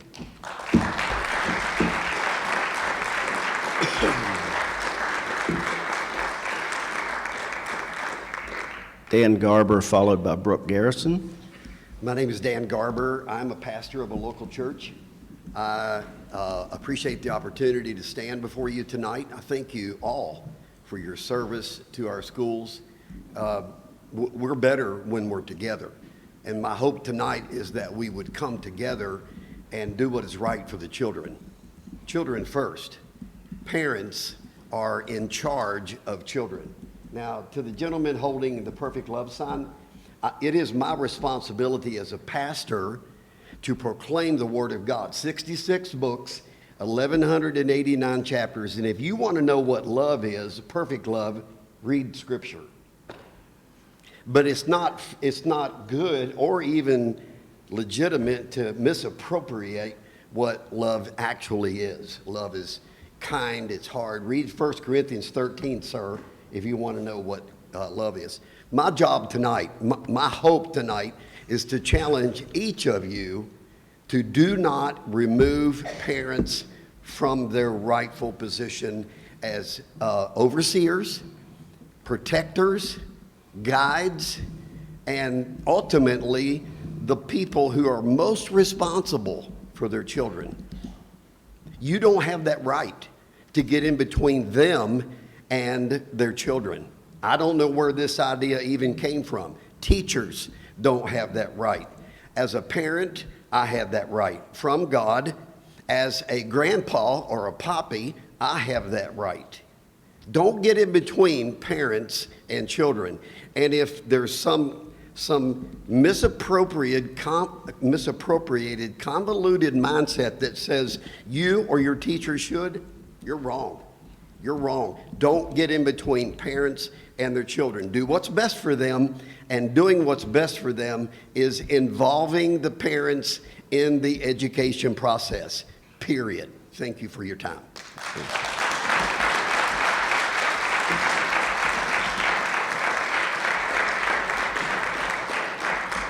Brooke Garrison, followed by Gary Cardos. My nieces, they have an aunt transitioning from a she to a he, Amber to a Chase Dakota. So this topic does touch me personally, and I've done a lot of research on it, and it's truly made me understand that this decision is a gateway topic for more serious decisions that could potentially lead to irreversible body changes. And as I sit in these meetings, I hear the echo of suicide statistics. And as I sit in these meetings, I've also seen a lot of supportive parents. They are often these children's biggest advocates and supporters. And I believe by keeping these parents informed is helping protect those children, which also helps combat these suicide rates that they constantly like to talk about. I would also like to make sure that with Youngkin's recent announcement, similar to masks, I do not want Oscar to give recommendations based off of input from local politicians. Instead, I'd like to make sure that decisions are made on the best interests of the community that he serves. Second, I'd like to document that this is another opportunity for public speak regarding the LEA policy. This is a policy that's been published on their website where they received $10.8 million to push vaccines and masking, and this is supposed to go on until 2023. There are still kids who show up at school that cough because of allergies that are being asked to mask. I'd like this to stop. I'd like you to relate it to sleep apnea. When we know a lot of people have CPAP machines. When you don't have enough oxygen, it starts triggering things in your heart, so it doesn't operate properly. I do not want this to be done to our children anymore. I've also sat here and listened to a parent fighting for masks because her child was diagnosed with AIDS after getting the COVID vaccine. Our schools were used as COVID clinics. There are now 9 pages of COVID vax injuries that are now published, and autoimmune disease is one of them on the possible injuries. So I would like to know, do our schools and the taxpayers that support them have a liability for people that experience these vaccine injuries since our schools were used as clinics? Also, myocarditis is a vaccine injury, and it targets the youth. Vaccine clinics at the school were targeting youth to get these vaccines. I'm wondering, is any of this $10.8 million going to be used to supply medical equipment to sporting events to have on hand in the event student athletes faint and pass out because of these experimental vaccines that were made at the school? Thank you.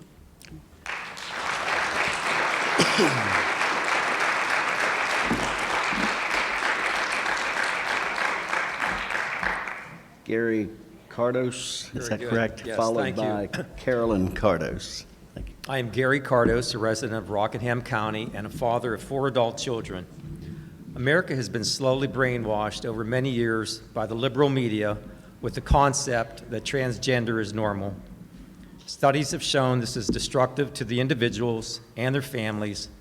My heart and love goes out to them and their families. For this reason, I am 100% opposed to any decision towards our schools that supports this destructive behavior. Thank you. Thank you.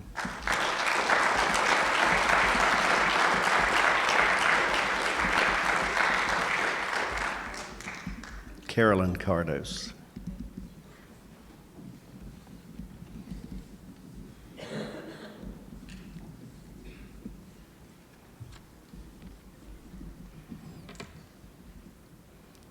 Educators, teachers, and professors like Bridgewater, EMU, and JMU who have children will choose this area, will choose this community for the reputation of our excellent schools. I have talked with professors. I had 4 children that graduated from schools in the area, from JMU, and they told me they did the research and they chose this area in the valley because of the excellent schools. I want to keep it that way. I am opposed to the normalization of sexualization of our children.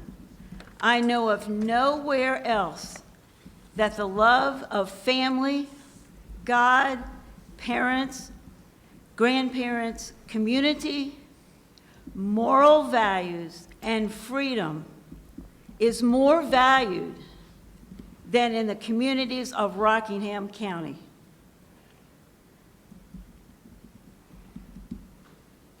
Our schools are for education, not indoctrination and sexualization of our children. We will be silent no more. We, as a loving community, must stand for our children, our parents, and grandparents, and the generations to come. I was in education. Both of my parents were teachers. My grandmother was a teacher in a 1-room schoolhouse, and my grandfather was superintendent of 2 nearby counties. I'm standing up for them because this is what they would want me to do. Take action. We must stand for what is right. Action, action, action. Thank you so much for listening to me and all the others tonight. Thank you.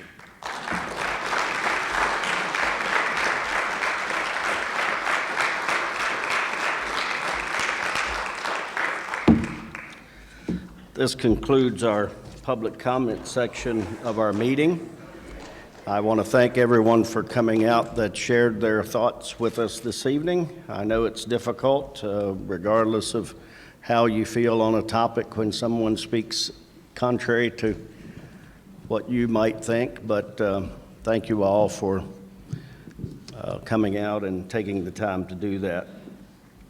Next, we'll move on to highlights by board members. I will begin with Dr. McQuilkin. Well, thank you, Mr. Breeden. First of all, I'd like to thank the folks at Broadway High School for their hospitality this evening. We always see a smile on your face. You're always welcoming, and we appreciate the fact that you gave us a dinner. We thank you for that. It was very good. But thank you for setting up and being so welcoming to all of us here. And I really learned a lot about the Fusion program. Great, great program. Thank you.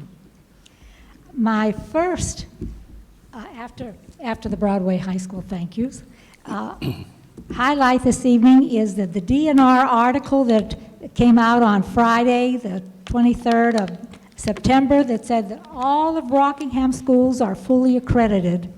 I am absolutely thrilled about this. This is what we're here for. We're here to educate our students, and our students show that they have, at least on this test, that they have done a tremendous job, and I can't thank the staff, everyone involved in the education of our students, our teachers. It takes a village. It takes everyone, and thank you all so very much. And my second highlight is Katie Lapierre has started something called Sharing the Gold, and highlights of events that have taken place, or upcoming events, and I really appreciate that, and I hope that you all will have an opportunity to see that. If you don't, I'm sure it's on our website somewhere. And a part of that was TA's Day, Community Day of Service. And this evening, Donna, we have heard what a wonderful job Broadway High School does with service to the community, community involvement.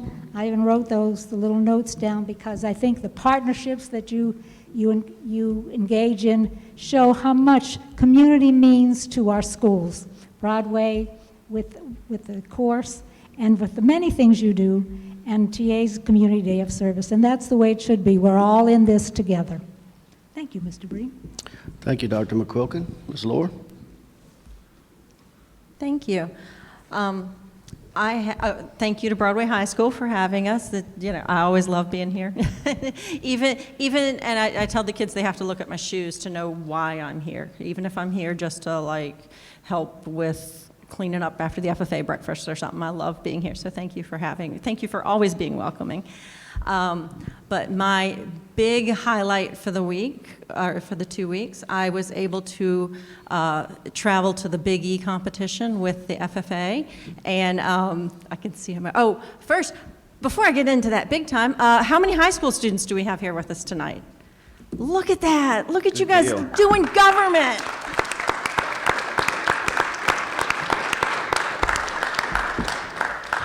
Thank you all for coming, and thank you to the audience for being so kind and welcoming to our students. That just makes my heart sing.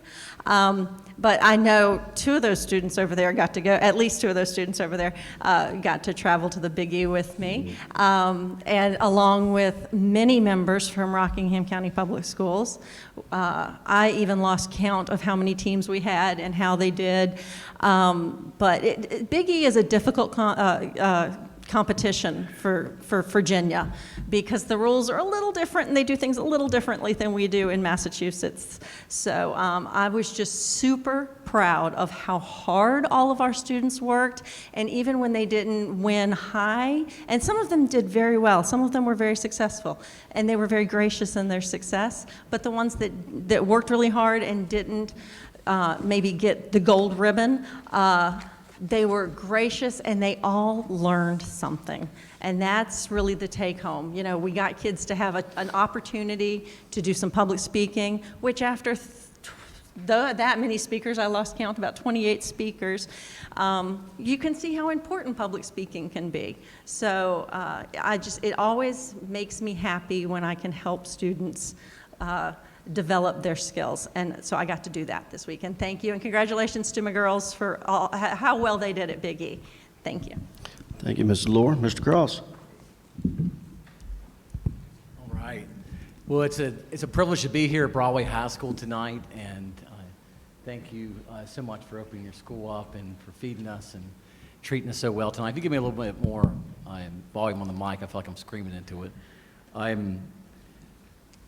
First of all, I want to say thank you to the community members who came out tonight and spoke and came to this meeting. Whether you agree with my policy or whether you disagree with my policy, this is the way government is supposed to be, and this is the way it's set up for us to come and hear input from community members, from parents and stakeholders alike. And just because we may disagree doesn't mean that we have to hate one another. And that's one of the problems we have with this generation that's growing up, is that we can't have discourse and talk with one another and not hate one another. And that's what I hope we get out of these meetings, because I've lived and I grew up in Rockingham County my whole life.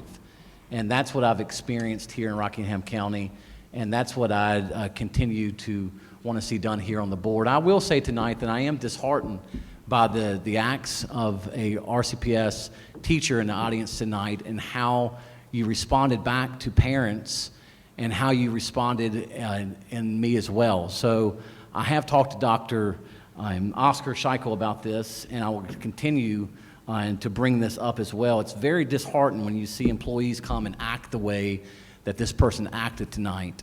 And that's not the way that we want to see our RCPS employees act. You can come, you can have a voice, you can say what you want to, but you should be very respectful and not disrespectful to parents and to your bosses. Second of all, tonight, I want to say, as I pass that, I want to highlight tonight that this is National Hispanic Heritage Month. And I want to point out two very close employees that of RCPS, Dr. Alicia Carell Clark. She was a Broadway High School graduate. She came here to Broadway High School when there were very few minorities here at Broadway High School. And she grew up and went off to college, came back, became a teacher at RCPS, became an assistant principal out at Spotswood High School, where I had the privilege to work with her. And now she serves as our EL supervisor here in the county, and she is doing a fabulous job. So thank you, Dr. Alicia Carell Clark.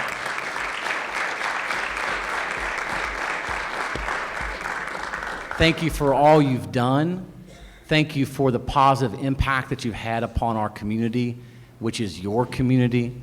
And I'm so grateful for what you've done in RCPS. The second person I want to recognize tonight is Paul De La Garza. And Paul has been in RCPS practically his whole career. He's from Texas. He moved to the Valley. He became a teacher here in Rockingham County. And I had the privilege to work with Paul as he was another assistant principal at Spotswood High School. And one day, Paul, I hope to name something at Spotswood after you, because I can't go there without thinking of Paul De La Garza at Spotswood High School. So thank you, Paul, for the impact that you've had upon your community, which is our community. Thank you for investing your life's work as a teacher and as an administrator, as an educator inside of our community. And I honor both of these Hispanic leaders inside of our community, and I thank you for all you've done. God bless you if you're listening tonight.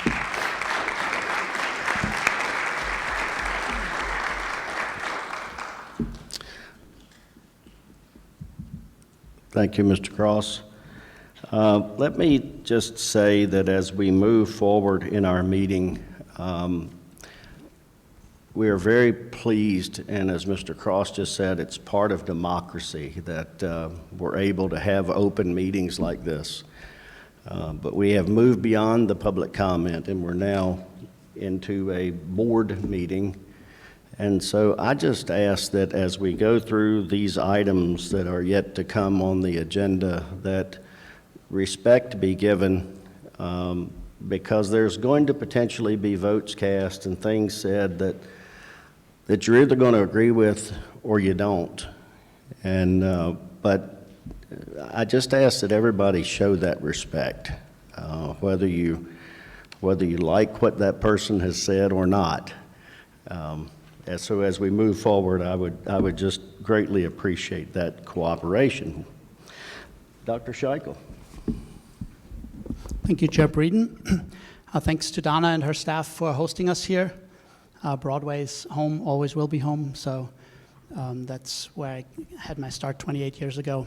One of the most difficult things when I became superintendent 6 years ago, or a little bit more than 5 years ago, was that I couldn't tell my kids. The day before I was announced, back in April of 2017, I ran a half marathon with my daughter, and Claire and I were running the whole 13 miles together, and I couldn't say a word to her, and she asked, when's the board going to make an announcement? And yeah, so I couldn't tell her, and so the next day I just texted her when the announcement was made. Now, it's a little bit now, my kids have known for 2 years that I was planning to leave my position at the end of the school year, hoping to spend a few months of quality time every year with my aging mother in Austria, something I had missed out on a lot over the 30 years since I had moved to the United States.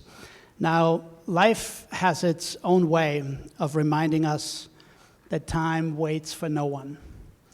And that reminder came in July when I was there for a visit, and she passed away while I was there.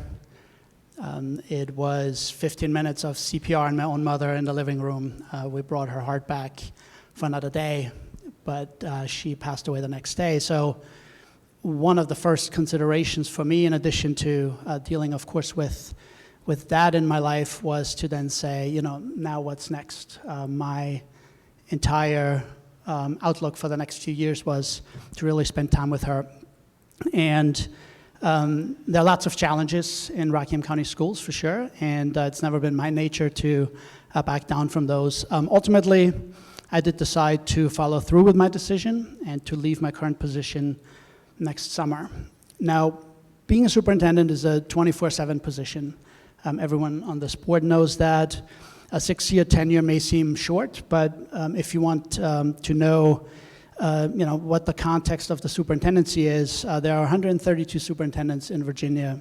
50 of them have been in their position for less than 3 years. The average tenure of superintendents these days is less than 5 years in Virginia and across the country. There are a number of reasons for that, but certainly being superintendent, unfortunately, has meant having my kids referenced by name at board meetings, having pictures of me hugging my daughter at graduation reposted by strangers, and at the same time receiving anonymous messages telling me that I better keep my family safe 24/7 because they're coming for me. And so that's one of it. Even my mother's death was used in a Facebook post to try to score some points in an argument. I'm grateful to my wife and kids for supporting me throughout this, and there will be other people to thank here, even though it's meant lots of missed family time, and it's time to make up for that. Now, despite the challenges we faced, I've appreciated everyone who came to me with ideas for the school division. There are, again, lots of things we can do better and that we need to do better. But it's also important when we have these conversations to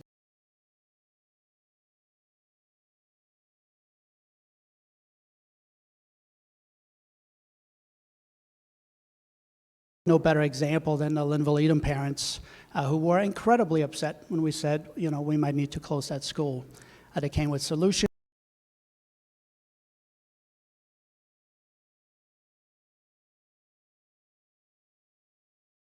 With us. And it's been one of the most interesting periods of my superintendency. But you always have to remember that the institution. And it's important that we understand that there are well-funded campaigns to discredit public education. Are known for accepting every child that comes to our doors. It doesn't matter who you are, where you're from,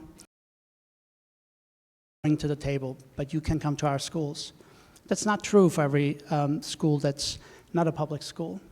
And this is why tax money goes to public schools, because we do take everyone. Just to give you an idea of what some of the ideas are when it comes to discrediting public schools, because it's important, again, to remind people that this is in play and with millions of dollars behind it.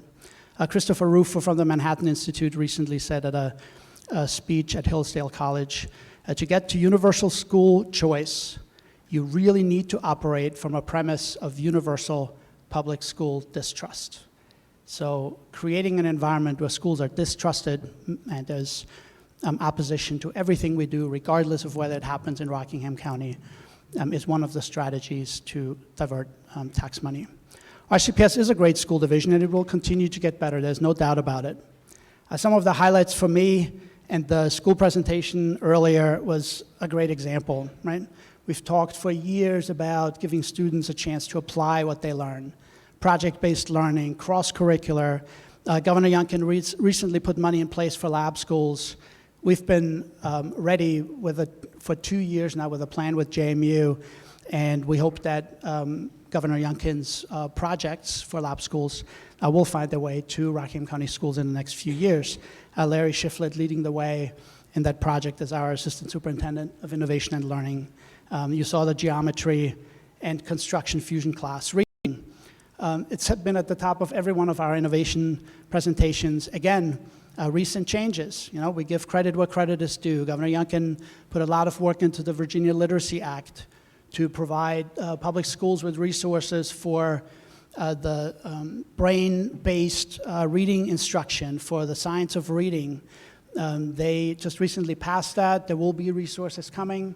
We've been doing it for 2 years. Recently I saw a presentation at the VSBA conference where they talked about the 4 elements that have to be in place to make this work and how so many school divisions don't have them. It's just a checklist for us that's already checked off because we have all those. Mental and behavioral health. And again, just like with project-based learning, it's people who work here who have these ideas that become outstanding models, not just in Virginia, but nationwide. I had a board-certified behavior analyst come to me after I spoke at a school and said, I have an idea for how we can improve mental behavioral health. And I said, sure, come see me.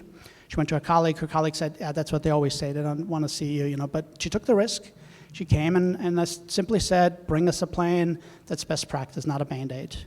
And 4 years later, we have a tiered systems of support structure in place that's being celebrated at national conferences for mental and behavioral health. And so Becky Hill Shiflett, Liza Kaufman, including Delegate Wilt and Senator Obenshain, we've hired multiple counselors this year because of legislation that they sponsored with Rockingham County Schools to allow licensed professional counselors and other social work psychologists to become school counselors on provisional licenses. Career and Tech Ed, what can I say about the ag community? And Eric Fitzgerald over here, the things he's done to really, every time he goes to a conference or to a meeting across the state, it's, oh, you're from Rockingham, the land of milk and honey when it comes to ag education, to CTE education.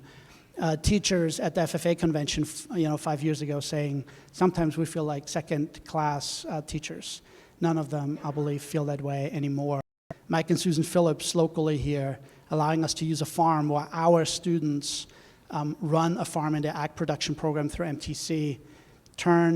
They raised, pigs. A week ago, we turned, the animals that they raised into sausage links for Farm to School Day because Steve Baker, who sits on the Board of Supervisors in Shenandoah County, is so impressed with the real-world hands-on learning experiences in Rockingham that he makes his processing plant available for us. And it's a model for so many other areas. And again, credit where credit is due. In an editorial on the 23rd of September, Governor Youngkin talked about, talking about trade skills. Let's talk trade skills. Let's talk hands-on education. Let's talk partnering students with manufacturers, businesses, employers to learn skills. There need to be work-based learning coordinators. RCPS already has 2. Right? So these are the areas where we are leading the state and oftentimes leading the country, coaching our leaders. Doug Alderfer as a leadership coach, our instructional coaching, again, with Larry and our letters team. These are the areas where we shine and where we stand out. Respectful community dialogue. It's really one project I wish I had started 5 years earlier. It's been an amazing group of more than 20 people who span the entire spectrum of political beliefs, able to talk respectfully, and you'll hear soon about an expansion to involving 100 people across the community to do that. I don't know what will come next for me, but I definitely intend to make it a continuation of the adventure that brought me from a poor working class community in another country to studying at JMU, to defending my dissertation in the Rotunda at UVA, all in my second language, to teaching US government right here, room 225, and ultimately leading the school division. Hopefully, my future will include some 14,000-foot mountains in the Rockies, a lot of airplanes to jump out of, and lots of quality time with my family. But it also may involve a return to the classroom. I'm fortunate to have had a chance to do things on my own terms and having many options. And just like my mother would tell me to, I intend to make every day count. I do want to thank all the amazing people I get to work with and interact with. The bus drivers who bring students to and from school every day as one of the safest fleets in the country. Maintaining their buses are mechanics who work wonders, as I talked about at the last meeting when we talked about the auction, who prepare buses. Our students are fed day in and day out from the beginning of the day to the end by food service staff who were some of the first people to be back at work when the community. Our custodians make our buildings the envy of everyone who visits. Our maintenance staff keep buildings running past the lifetime of some of the equipment under the direction of Steve Reed. Office staff taking care of everything all the time. Teachers who accept students where they are, who bring them along, who provide learning opportunities every day, who oftentimes are the caring adult in their life, and who do all of this to create a positive future for their students, supported by paraprofessionals who work with these kids in the classrooms day in and day out.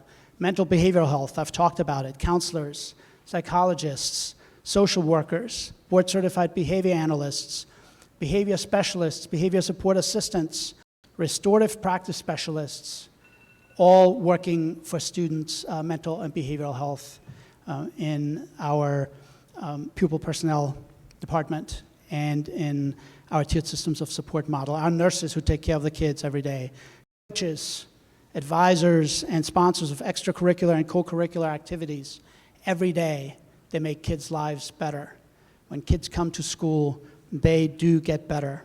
Our administrators who manage all this in an incredibly difficult environment.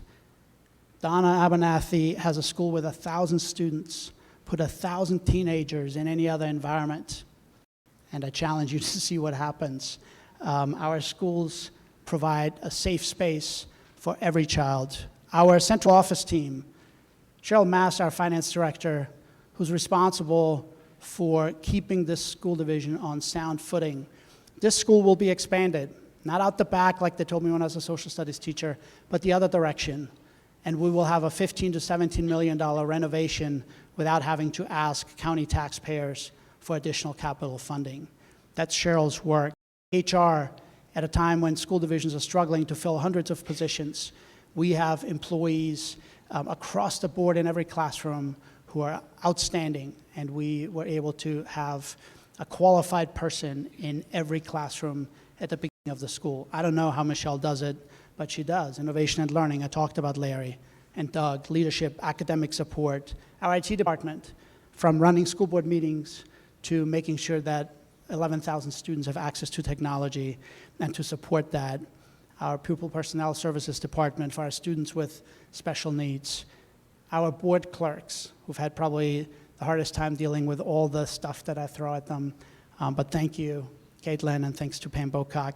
The Board of Supervisors, who is an amazing group to work with in support of our schools. Rockingham for a long time has had one of the top 10, we've been in the top 10 for school divisions who are supported by the Board of Supervisors above what the legal requirements are. County Administrator Stephen King and his Finance Director Trish Davidson, who work with us year-round, to make sure that we have what we need. Brian Hutchison, our sheriff, and the SROs, every day, they work with us, they debrief cases, they establish relationships with our students, and they understand the difference between code of conduct and what may become criminal behavior, and they are there because they wanted to be there. I know some of our SROs, that was their career goal, to be in schools, and we welcome them. Jeremy Holloway, Fire and Rescue, not sure what I can say about Jeremy other than we wouldn't have been able to navigate the last few years without him. On the phone, at our schools, all the time, always ready, making phone calls to families who didn't have online access in the middle of the night or late in the day with his wife, right there with them, signing people up for what they needed. College and business partners, parents, grandparents, foster parents, everyone who works with us to make kids' lives better. Okay? We understand the importance of families, right? And so it's important, when we ask for people to work with us, to volunteer, to come to parent-teacher conferences, it's important that our community understands. I've had some of the most amazing conversations with parents and grandparents who initially said, someone's coming in a suit, I don't even want to talk to you. And we had the most amazing once we started talking about how we share a lot of things with my grandparents being a custodian and a warehouse worker, and my mom being a secretary with an 8th grade education. And we shared lots of things and challenges, and then we talked about the kids. Students, you know your community and you know your rights. And I can't even begin to tell you how proud I am of you that you came today to advocate for a change in the policy. You didn't come with all nothing. You came with a compromised position, and you came with arguments that the board can hear and understand and incorporate potentially into a policy. When I was teaching in room 225, I told my students, I taught U.S. government, go to board meetings and request that policies change. And it's the only way you can make your voice heard, and it's the only way the board will understand what you mean. That's been incredible. And for students to come here and advocate for policy changes, or for some policies to stay the same, or understanding their rights and leading prayer outside of East Rockingham a few years ago when we had the incident in Florida at Marjorie Stoneman Douglas High School, and they understood their rights and they understood their community. Nothing's made me prouder than to see our students grow into the amazing people that they are. And I feel like when I retire, I can be in good hands with your generation. It's been amazing to watch our students. School board members who want the best education system possible in RCPS, for all the difficult and amazing conversations, and for all of the work that has, without fail, been focused on making RCPS work for all students. You will never know how much I appreciate all the work you do, all the conversations we've had over the years, giving me a chance to work in the school division.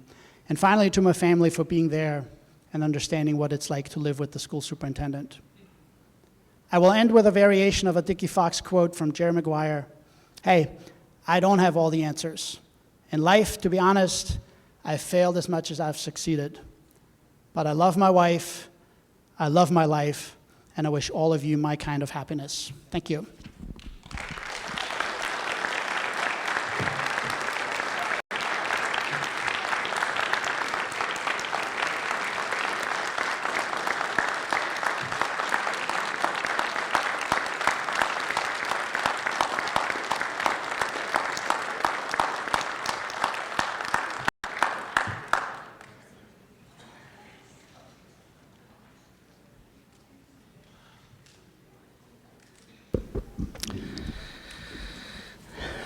You would think that over 5.5 years I would be learning to go ahead of you instead of trying to follow. There will be much more to be said about this superintendency in days and months to come. But I will say that it has been one of the highest privileges of my life to work with Dr. Scheichel as superintendent of schools. over a decade ago, I think, I had conversation with Dr. Scheichel at a conference. And we just sat and talked about all sorts of educational topics. And when I got home, I said to my wife, I said, you know, I don't know if he has aspirations of being superintendent, but if he does, he's my guy. But more importantly than that, he has become one of my dearest and closest friends. And that is not a 4-year contract. That's for life. So thank you. Thank you.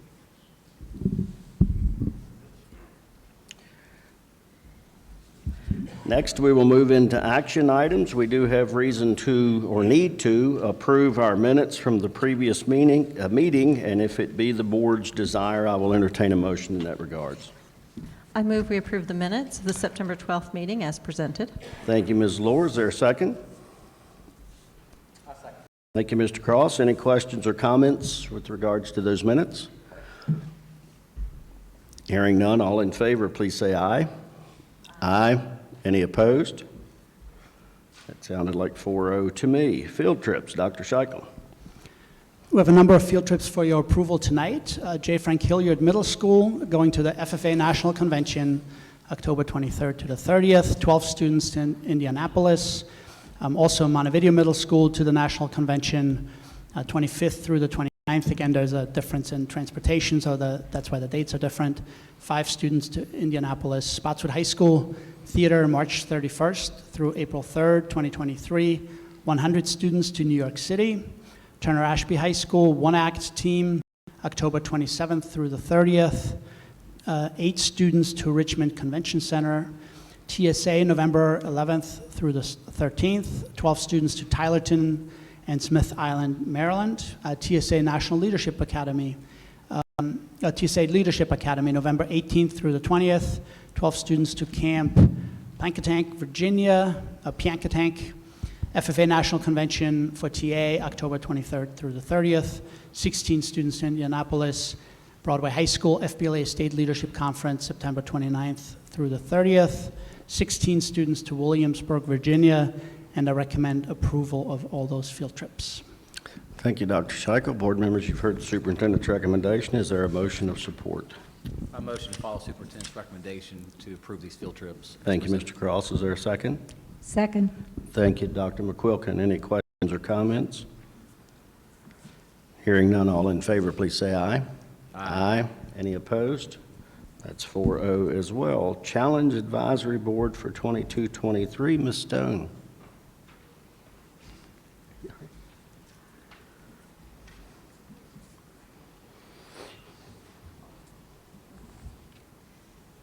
Good evening, Chair Breeden, school board members, and Dr. Scheichel. I'm here seeking approval for the 2022-2023 Challenge Advisory Board, which is a board of parents and teachers and community members for our gifted education program. I recommend approval of the Challenge Parent Advisory Board for 22-23 as presented. Thank you, Dr. Scheichel, and I will move to accept that recommendation. Is there a second? Second. Thank you, Ms. Lohr. Any questions or comments? Hearing none, all in favor, please say aye. Aye. Aye. Any opposed? That is 4-0. Thank you. Thank you, Ms. Stone. MOU with the Rockingham County Public Schools and the Sheriff's Office, Dr. Scheichel. Oh, I'm sorry, gifted local plan. You got Sorry. 2. Yes, I went back to back, sorry. There you go. So with some changes we've made to using a universal screener for our second graders for gifted, we had need to make changes to our local plan. So I am seeking action to approval of the updated 2022-23 local advisory plan that will also be submitted to the VDOE for review. And I recommend approval of the plan as presented. Thank you, Dr. Scheichel. Is there a motion in support? I move that we follow the superintendent's recommendation regarding the gifted local plan. Thank you, Dr. McQuilkin. Do I hear a second? Second. Thank you, Ms. Lohr. Any questions or comments? Again, hearing none, all in favor, please say aye. Aye. Aye. Any opposed? That is 4-0. Thank you, Ms. Stain. Thank you. Okay, now the MOU, Dr. Yes, Scheichel. the Memorandum of Understanding with the Rockingham County Sheriff's Office. So at the last board meeting, I presented a draft MOU, and again, that draft is in front of you tonight for your approval. We did solicit public comment on the draft, and there were a total of 12 comments submitted as it relates to the MOU. And there were some really good questions in those comments, that I think can be addressed here, and I'll just make that brief. Some questions were about, for example, the MOU not really indicating whether a parent would be called if a student ever had to be questioned by a member of the Sheriff's Department, so one of our SROs. And in the model policies from Richmond, that's really not exactly clear, and our MOU actually does address it, and by simply referring to RCPS policy, because under the MOU, our policies also have to be followed, so that's part of the agreement. So sometimes, rather than adding another 3 pages to just explain all the details, it helps to just refer to policy. So we have our own policy, and unless it's an issue that actually involves the parent, him or herself, where obviously law enforcement is not going to call first and say, hey, we need to talk to the student because there's an issue that involves the parent. In other cases, parents are involved. They are, our schools make contact. Questions about de-escalation training, and again, our SROs are selected by Sheriff Hutchison for their willingness and their ability to work with our students. They certainly understand quite well, that in a school, not everything is handled the same way it might be, handled in a random case in a community. And even there, our sheriff's deputies have undergone significant crisis intervention training and de-escalation training. So that's a focus of the SRO program and of the SRO training. So I looked through all the slides for the presentations that are done at SRO training, and it's quite encouraging, again, that it really is done to help our students. It is prevention, not always law enforcement response, right? It is building relationships, it's prevention, and working with students who come from different cultural backgrounds. All those things are addressed, and our, again, SROs do an amazing job, and many of them were students in Rockingham County Schools. So when I have conversations with them, they will also tell me, that when we were teenagers, it might be hard to believe, but we weren't all perfect, right? And so our SROs really take that seriously and work with our students. One thing that the MOU does not address is the number of SROs, because again, that can fluctuate. There might be fewer, there might be more. And so the MOU is about how we operate together rather than saying, here's how many SROs we will have. And so the draft of the MOU really, there weren't any concerns that this particular draft does not address. And so I do recommend approval of the Memorandum of Understanding with the Rockingham County Sheriff's Office. And I want to thank our legal counsel and also Sheriff Hutchison for all the hours that they spent making sure that we had an MOU that is workable for both agencies. And I look forward to our continued work with Sheriff Hutchison. Okay. So we have a recommendation from Dr. Scheichel for approval of the MOU between the school system and the Sheriff's Department. Do I hear a motion in support?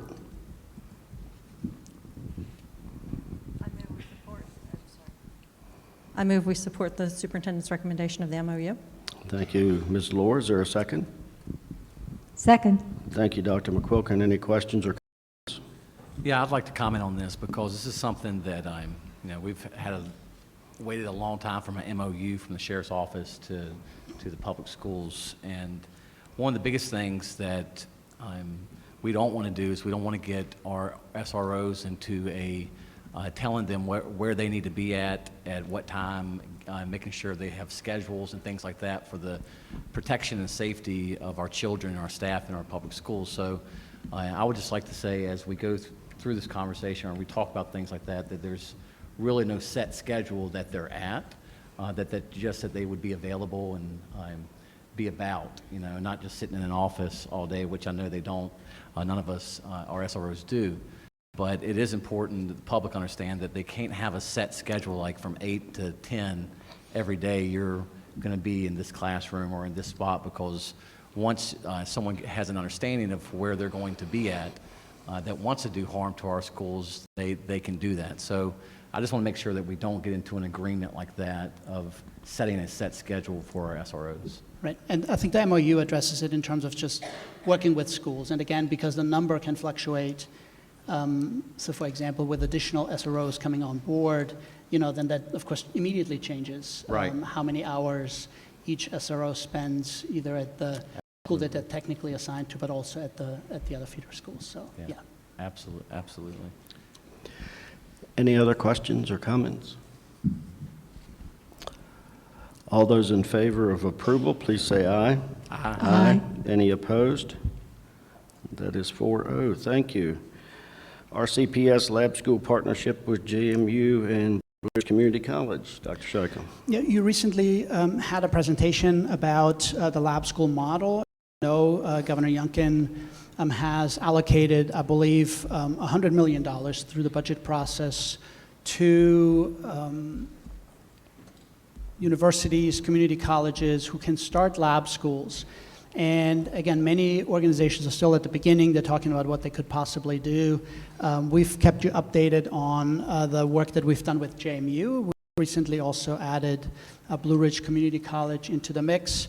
And so these applications are, they are accepted on a rolling basis in Richmond, and JMU is ready with their application. Again, this isn't a full commitment. Applications can be withdrawn. At this point, again, it's important to know there's no financial commitment required from the school division either. And the hope is that based on the work we've done over the last 2 years, that we may actually be one of the first lab schools that Richmond would fund. That would be nice to recognize all the work that's gone into it. And so I would ask the board to vote for supporting the lab school application from JMU. So JMU doesn't have to have a board vote, but I think as a show of support for the process, asking the board to vote in support of JMU's and RCPS's lab school application. Thank you, Dr. Scheichel. Is there a motion in support? I so move that we follow the superintendent's recommendation regarding the lab school, the proposed lab school. Thank you, Dr. McQuilkin. Is there a second? Second. Thank you, Ms. Lohr. Any questions or comments? All those in favor, please say aye. Aye. Any opposed? That is 4-0 as well. Presence Learning Contract, Ms. Bentley.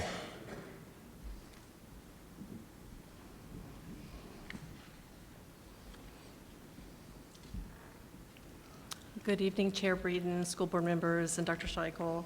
I'm here tonight to talk about Presence Learning Contract. We have unfilled speech pathology position here in our division. We had 0 applicants for this last position that was filled. We were also not able to partner with any of the local colleges to find any speech language pathologist assistants that could be supervised by speech pathologists. This position serves J. Frank Hilliard Middle School, Broadway High School, and our RCPS students that are at the Minnick School. Virtual speech therapy is actually common across our nation and across our state. Presence learning is actually highly recommended by some local school divisions. Page County, the City of Harrisonburg, the Charterhouse School. I've spoken to directors and principals of those buildings, and they recommend Presence. Presence Learning utilizes Virginia licensed SLPs, and they provide one-to-one speech therapy. They also provide small group speech therapy. They provide assessments and evaluations for special education and speech language pathology.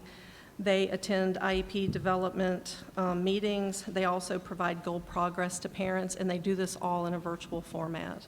So I'm also that if we're able to partner with Presence, that they could also help us serve short-term services when we have speech pathologists that go out on different leaves for medical reasons, so that we can help serve students in their absence as well.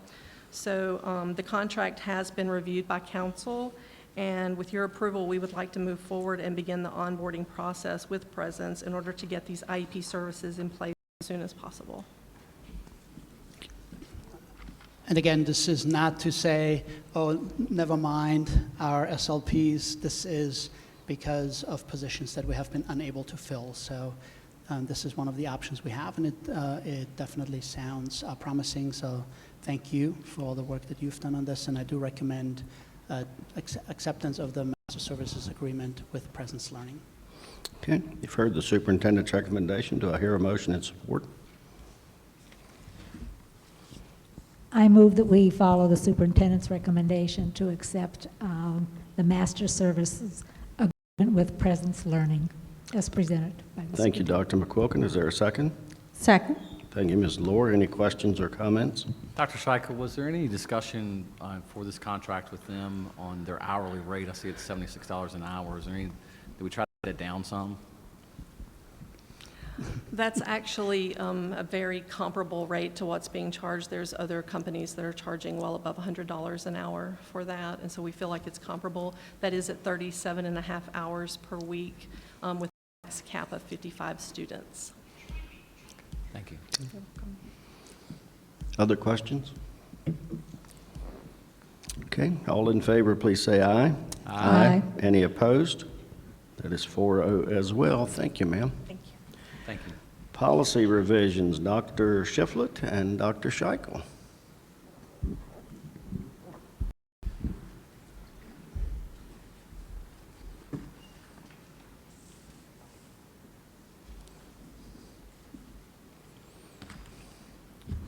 Chairman Breeden, members of the board, Dr. Scheichel. At our last meeting, I shared two potential policy revisions. One was in terms of the school calendar, the school day, ICID, and the other was about public complaint or complaint about curriculum or instructional materials. And so I presented it last time as information and would come back this evening to bring it to the board for action. I do recommend approval of the policies as presented. Okay, board members, you've heard the superintendent's recommendation. Is there a motion in that regard? I move we accept policy ICID and ICAC as presented. Thank you, Ms. Lohr. Is there a second? I second.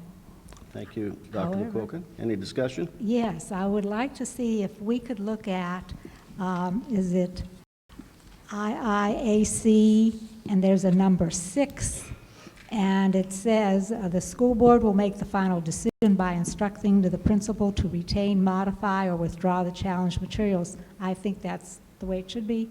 However, there's a second statement that is added, and the statement reads, once the school board has made a final decision, that decision will remain in place until the school board changes through the election process.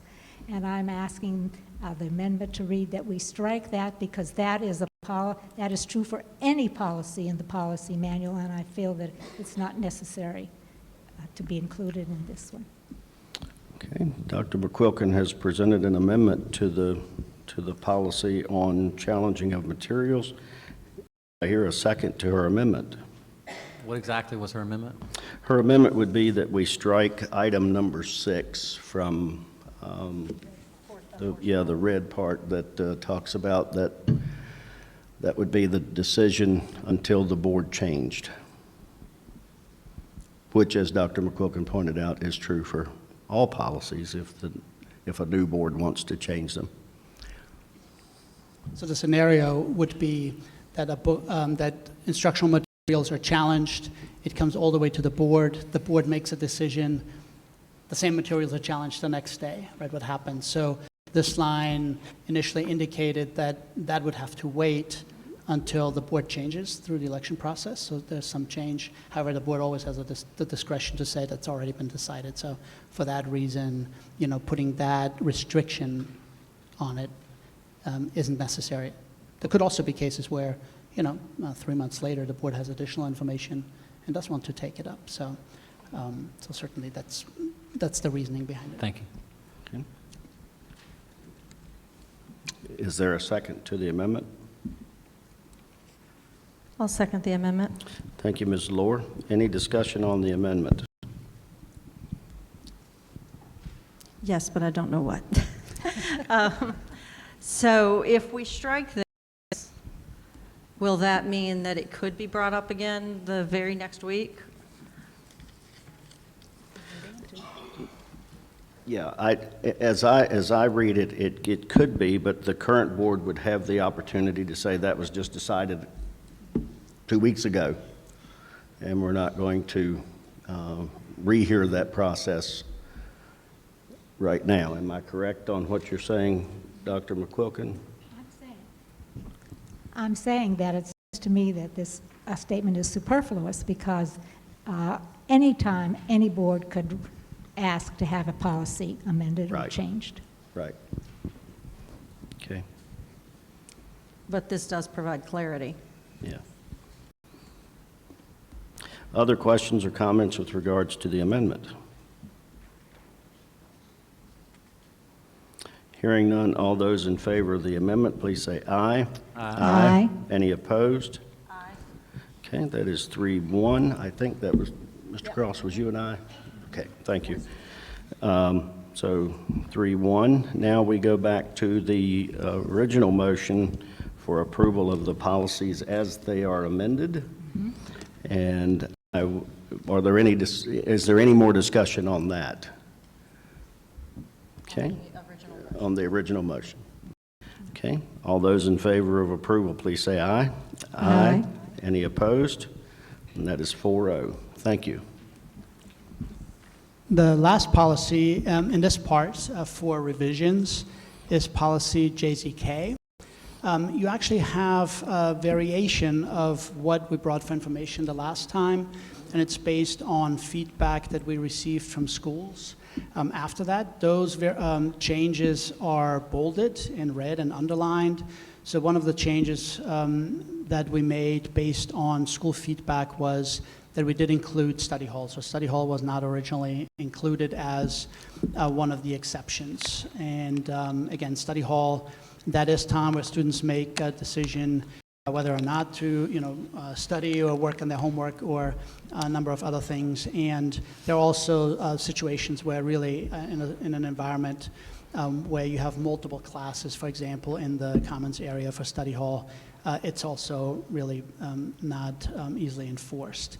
And the other change includes the statement that alternative settings such as Rockingham Academy may implement more restrictive rules related to personally owned electronic devices with permission from the superintendent. So at RA, certainly there are good reasons to have additional restrictions in place depending on what issues come up there. And then the last one for now is, so there was a statement about exceptions to the policy, for example, for medical reasons, must be approved by the principal on a case-by-case basis. And then I added exceptions based on legal requirements in state and federal law do not require principal approval. So theoretically, there could be an IEP that involves personally owned electronic devices, and the principal doesn't have the authority there to say, no, this is what the IEP committee decided, but I'm not giving permission. Right? That's not how that works. So we wanted to make sure we clarified that as well. You also know, so this is the policy as it's been modified, and I do recommend approval of the policy as it is. I know if any amendments are proposed, that can come after there is a motion and a second. For the students who spoke today, it's important to remember, because many spoke, I think, or maybe all of them were from TA that spoke, and it's important to remember that what TA calls the advisory period is, in your case, a fairly unstructured time period. So it almost is like a study hall. Yes, you can go speak with a teacher, you can do some things. However, that's not true at every school. Right? So for example, at Broadway, at Spotswood, it's a much more structured time, where there are specific activities at times.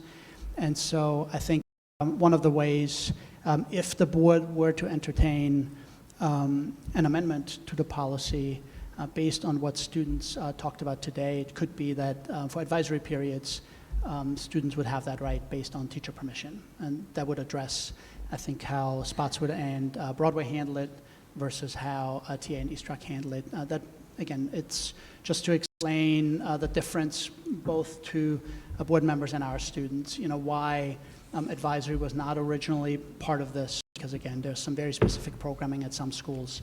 But this, again, if the board were to entertain an amendment, that might be a workable one to include teacher permission for advisory periods. And it would be lowercase advisory because I think at Broadway, there's, this move towards calling it win period. I think at Spotswood, it's been blazer block and some other ways that the naming convention works. But I do recommend approval for now of the policy as presented. Okay. Thank you, Dr. Scheichel. So we will begin by entertaining a motion, if it be the board's desire, to approve the policy as presented initially by Dr. Scheichel. I move we approve the policy as presented. Thank you, Ms. Lohr. Is there a second? Second. Thank you, Dr. McQuilkin. Any discussion? I don't, go ahead, Ms. Lohr. No, go ahead.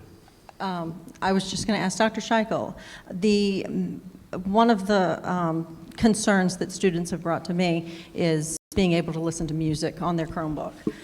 Is there any way that we can unlock Spotify and Pandora? Well, I mean, from a technical perspective, there's always the option to do that. However, Spotify, for example, does not meet the legal requirements for that are set out in state and federal law when it comes, for example, to student data privacy. So it's not SIPA compliant. There are a number of other issues with Spotify. I've spoken to the IT department, and again, there are a number of ways students can access, for example, MP3 files, but there's also, again, we'll make the effort through, for example, YouTube to make music available to the best of our ability. What the policy does is during study hall, during advisory, of course, students would have the ability to use their phones. And we removed the requirement that was in the old policy that students are required when they're at school to be connected to our Wi-Fi. It's unenforceable, and so, for that reason, we never really made that part of the new policy anyway. So it would give students that ability, Spotify or other streaming apps on their phone with using their own data, but we'll also make efforts to work with students on making music available on their Chromebooks where we can. But Spotify, for legal reasons, is not an option. Does not meet our data security needs. Okay. Other questions? I would entertain. I would move to amend the policy to include teacher prerogative to include advisory in the available use. I think that ultimately, so as to not get into any conflicts, that if that's being abused, it could be left to the building administrator to set that straight. So that would be my amendment if I hear a second. So to be clear, your motion is to amend the main motion to allow students to use their phones during advisory committee at the prerogative of the teacher. Correct. I second that. Thank you. Any questions or comments with regards to the amendment? I'm going to be Mr. Downer tonight. I'm going to be Mr. Downer. My kids are already mad at me, so it's okay. I have my oldest son at Spotswood that doesn't like me because of this, and I'm his parent, and I do what's best for him. So I'm not in favor of amending it, simply on the fact that if we're going to make a policy for cell phones, I'm putting that responsibility back on the teacher, saying, yeah, can we use it or can we not use it? It should be a line saying, this is the policy. Don't ask me every day when you come into the classroom, and that's what we should that's how I think that we should follow that. So I'm not for the advisory. I understand for study hall, but there are going to be some teachers during advisory that don't want their kids on the cell phone because they want to use it for that time that it's spent wisely. And that pressure putting back on the teacher of having to say no, I don't think they should have to have that pressure on that. So it'd be good just to have the policy that say during instructional time, as we had minus, that's in the policy there, minus study hall, you can't be on your phone. So.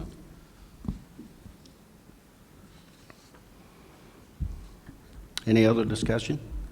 I honestly was opposed to the policy in general at the beginning when we first started talking about it, because I did kind of feel like we already had a policy, use the policy we have. But in talking to my own son and Ms. Abernathy and other students, I like this idea of empowering the administrator to kind of control the environment a little bit, because it was being used as a crutch in a lot of cases to maybe not engage. My son definitely was like, I don't care as long as I'm engaged. But times like advisory, study hall, they're not necessarily engaged, especially, I think here in Broadway, they're very engaged during win time, but I'm not sure that's the case. And the students from TA made a very eloquent point. So advisory is not created equally, and it's not something that is instructional time at TA. So that's my comment on that. Thank you. Then I would ask maybe to amend it to not the teacher, the one to give permission for that, but it'd be the school administrator that would be fit to either be open for that during advisory or not. So we don't put that responsibility back on the teacher, that one teacher's hated and the other one's loved because they want to use that time for what they want to use it for. I'm just a little bit confused as to how we can not put pressure on a teacher to say no to a cell phone, but we can tell a teacher you need to call and out a student. I'm just a little confused by that. Is there a second to the amendment?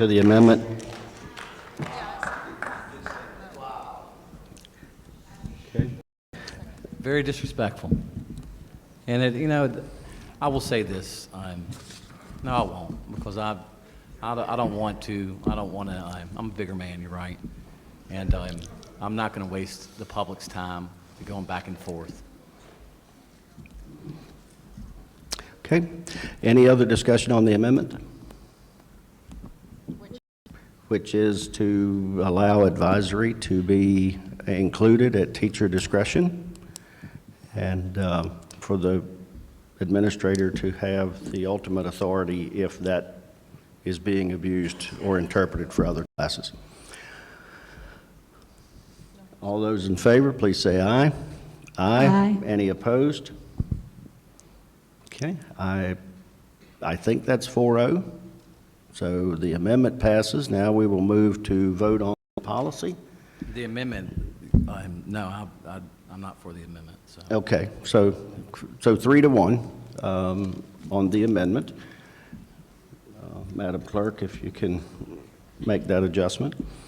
And now we'll move to the motion on the original policy. Is there any further discussion on that? Hearing none, all in favor, please say aye. Aye. Any opposed? And that is 4-0. Thank you very much. Next, we will move to the... Yes, so for the students, because you're looking puzzled, Yep. that means the policy will read that advisory periods are included in the options, so you can use your cell phone at the teacher's discretion or at the principal's prerogative.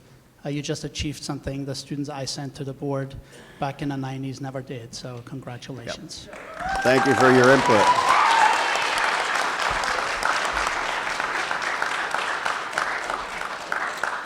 Next, we will move to item I on our agenda, and I will turn the floor to Mr. Cross. Well, this is taking a long time to get to this process tonight, and I appreciate all the input we've had from the community, from parents, from teachers, to everyone that's concerned with their children's lives. I really appreciate that. And one of the things that we had talked about tonight that I heard a few of the speakers say was that they had wished that, you know, parents were so involved when they were teaching. And I get that. You know, I was almost a decade inside the school and seeing not much parent involvement during academics and all kinds of stuff. But now we have the parents that are concerned, and they're showing up. They're voicing their opinions. They're saying, hey, we didn't know these things were going on inside of our public schools, and we want to be involved with everything concerning our children. And that's awesome to see so many people out here tonight that you want to be involved in your children's lives. It speaks a lot that you've sat through, where are we at, 9:43? So almost 3 hours you've sat through this meeting for this motion right here tonight. And so I commend you as parents, as community members for coming out tonight and wanting to be involved. Those are on the that oppose it and those that are for it. Thank you for coming out. Thank you for being involved in this process. I would like to recommend this motion to be voted on tonight. I understand that the model policies that Governor Youngkin has put out, hopefully you had a good chance to read that. And it's as I've stated before, it protects parental rights. They do a great job, as Ms. Hurst talked about tonight, of the Constitution that they cite, the Virginia Constitution, and the Virginia Code. You cannot dismiss the Virginia Code and the Constitution and the Virginia Constitution when it comes to renaming someone's name. It's just not possible. So the only place we can go at in society today is inside your public schools, where you can change your name and it's not against the law. And not only can you do that, but you can hide it from your parents, who are your number one advocates inside your life, whether you agree with them or you don't. Parents absolutely love you, and to take away that right, that they sat down before you were born and discussed, what are we going to name this child? Because names have purpose, they have destiny. And when we take that fundamental right away from parents, the ability to parent, shame on us as a government that would do such a thing. And so tonight, I present this policy because it's only going to eventually take place, because it is in the VDO model policy, and we have a 30-day time period, and I'll be releasing that on my school board Facebook page, along with other sites, to where you can go, the public can go, and you can make your public comment towards what you think about the policy. And so check that out. We got 30 days for that to happen.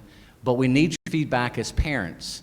The majority of parents and citizens in Rockingham County agree with Governor Youngkin's policy, and they agree with my policy as well when it comes to the name change. Whether you hate it or you don't, we as a majority believe this is the right thing to do. And that's why tonight I wanted to be able to present this policy, even though the model policy is eventually going to be voted in, and it's going to be what the recommendations to the school board to follow. I would hope tonight that the rest of the school board members, minus the chairman, for you've already talked about what you think about the policy with your little dig again towards me tonight, but Ms. Lohr, you have a chance to show your constituents tonight where you stand on this. And so I want the board to be able to show where they stand, because we do have a very important election coming up in 2023, where 3 of you will be voted on whether you stay in or you're out. And so this will give guidance to constituents and voters of where they would do when it comes time for November of 2023. So tonight I present this motion as presented for the school board to vote on this tonight. Okay. Thank you, Mr. Cross. For the sake of moving this to discussion and to vote, I will second. And we will open the floor to discussion.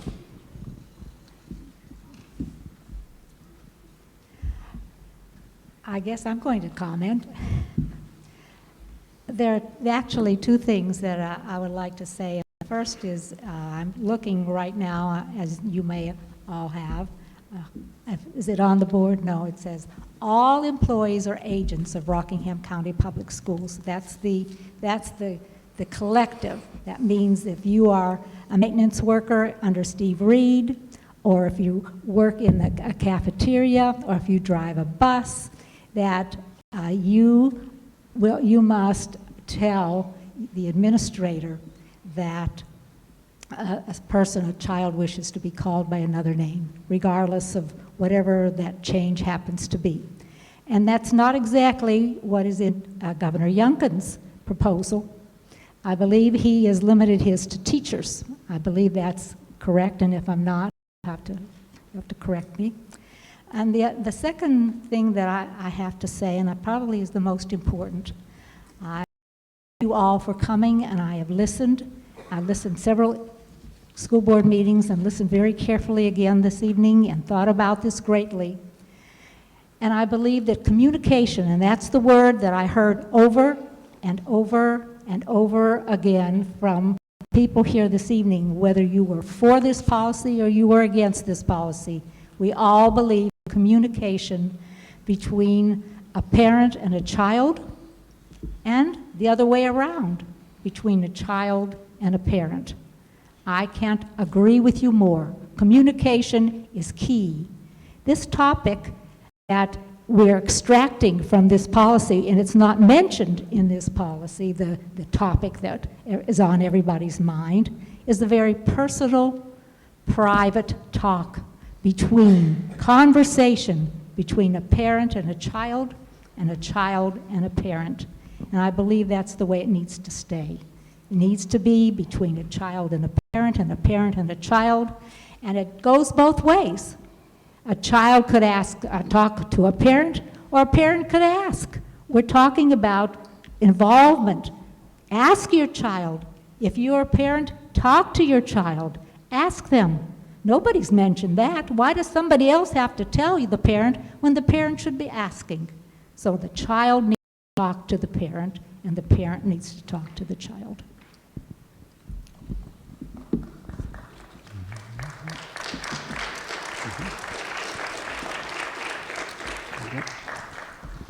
The policy before us tonight concerns me on several levels, and I want to take a moment to outline just a few.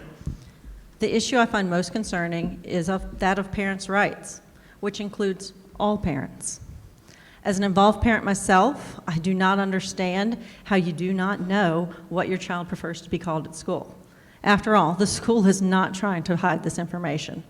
If you talk to your child's teacher or friends, they usually call your child by name. If your child has specifically asked someone to keep it secret from you, then that seems like a problem between you and your child, and not something the school should be involved in. I would be mortified if I were to be called by the principal's office and to find out things about my child I should have already known. And this policy does not provide for any training for the administrators or support the parents receiving this information. I can only come to the conclusion that if you don't already know what your child prefers to be called at school, it's because you don't want to know. And that is your right as a parent. That's not something, that's your right as a parent, and the school needs to respect your right to be in denial. A second issue is the rights of teachers. There are currently court cases pending that challenge if a teacher may go against the wishes of the parents when it violates their religious rights, which would be in violation of this policy, since it mandates that the parents must dictate what the child is to be called. Furthermore, this policy requires all employees or agents of Rockingham County Schools to address the child only by names found in the student record. However, the majority of our agents and employees do not have access to student records, not only including custodians, cafeteria staffs, and school board members, but also former teachers. This could create a situation in which a former teacher calls a student by a dead name because they do not have access to a current school record and is now out of compliance with the policy. I am concerned about the possible legal action that could result in a case such as this. I am intrigued by the policy proposed by the governor, and I look forward to seeing how it stands when tested by the court system. I will be following the governor's proposed policy carefully and look forward to learning more about the mental health resources it references. Thank you.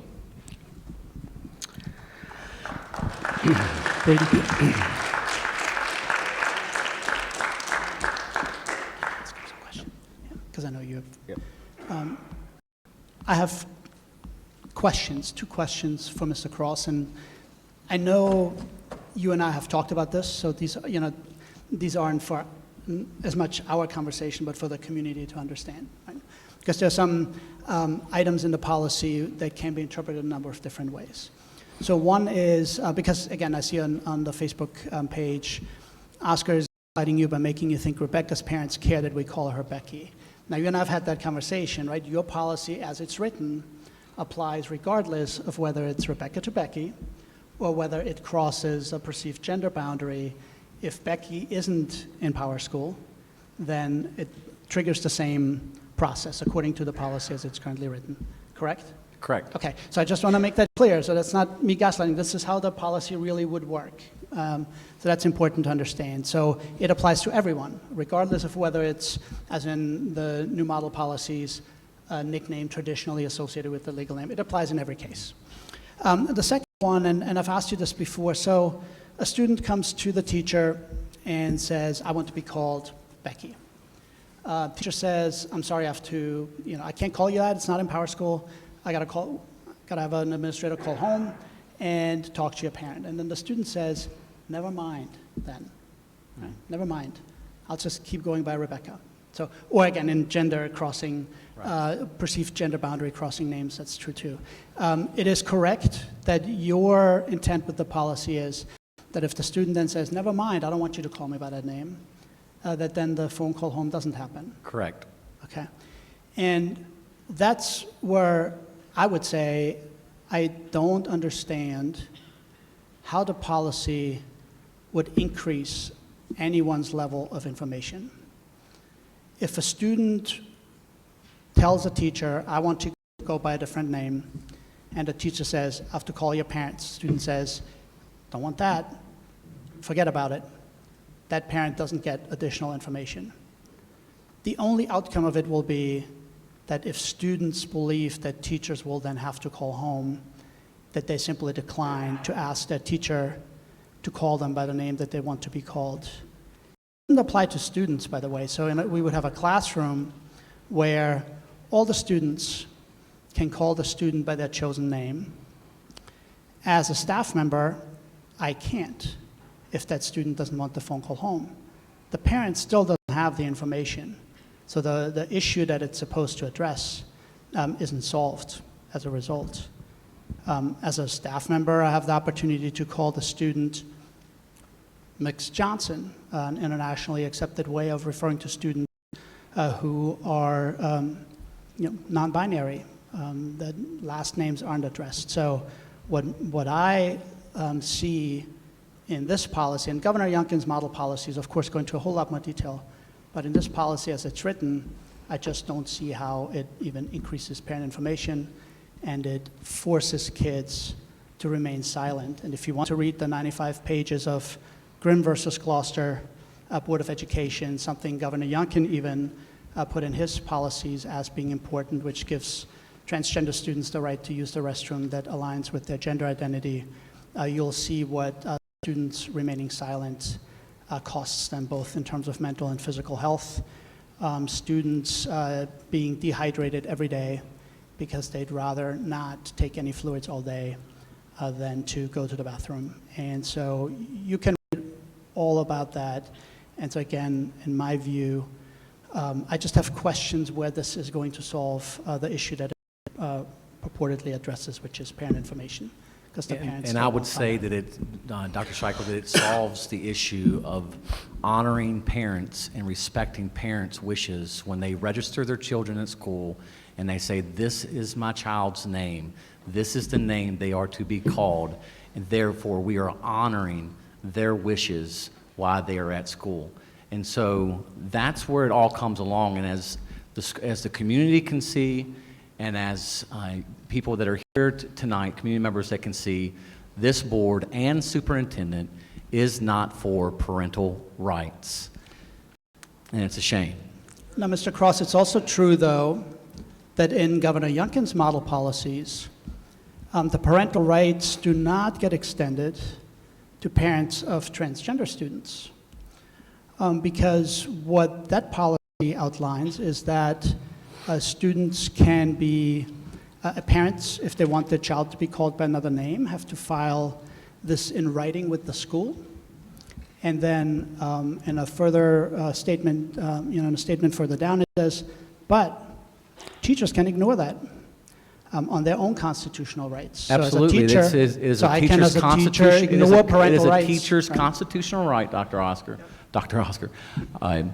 to Dr. Scheichel, to, by the courts, by the 6th District Appellate Court, that stated that it is their constitutional right not to call a student by certain pronouns or names that they do not wish to be called, that they don't wish to call them by. And what you're also stating is the fact is that you cannot bypass the Virginia Code and the Constitution of the United States to switch someone's name, legal name.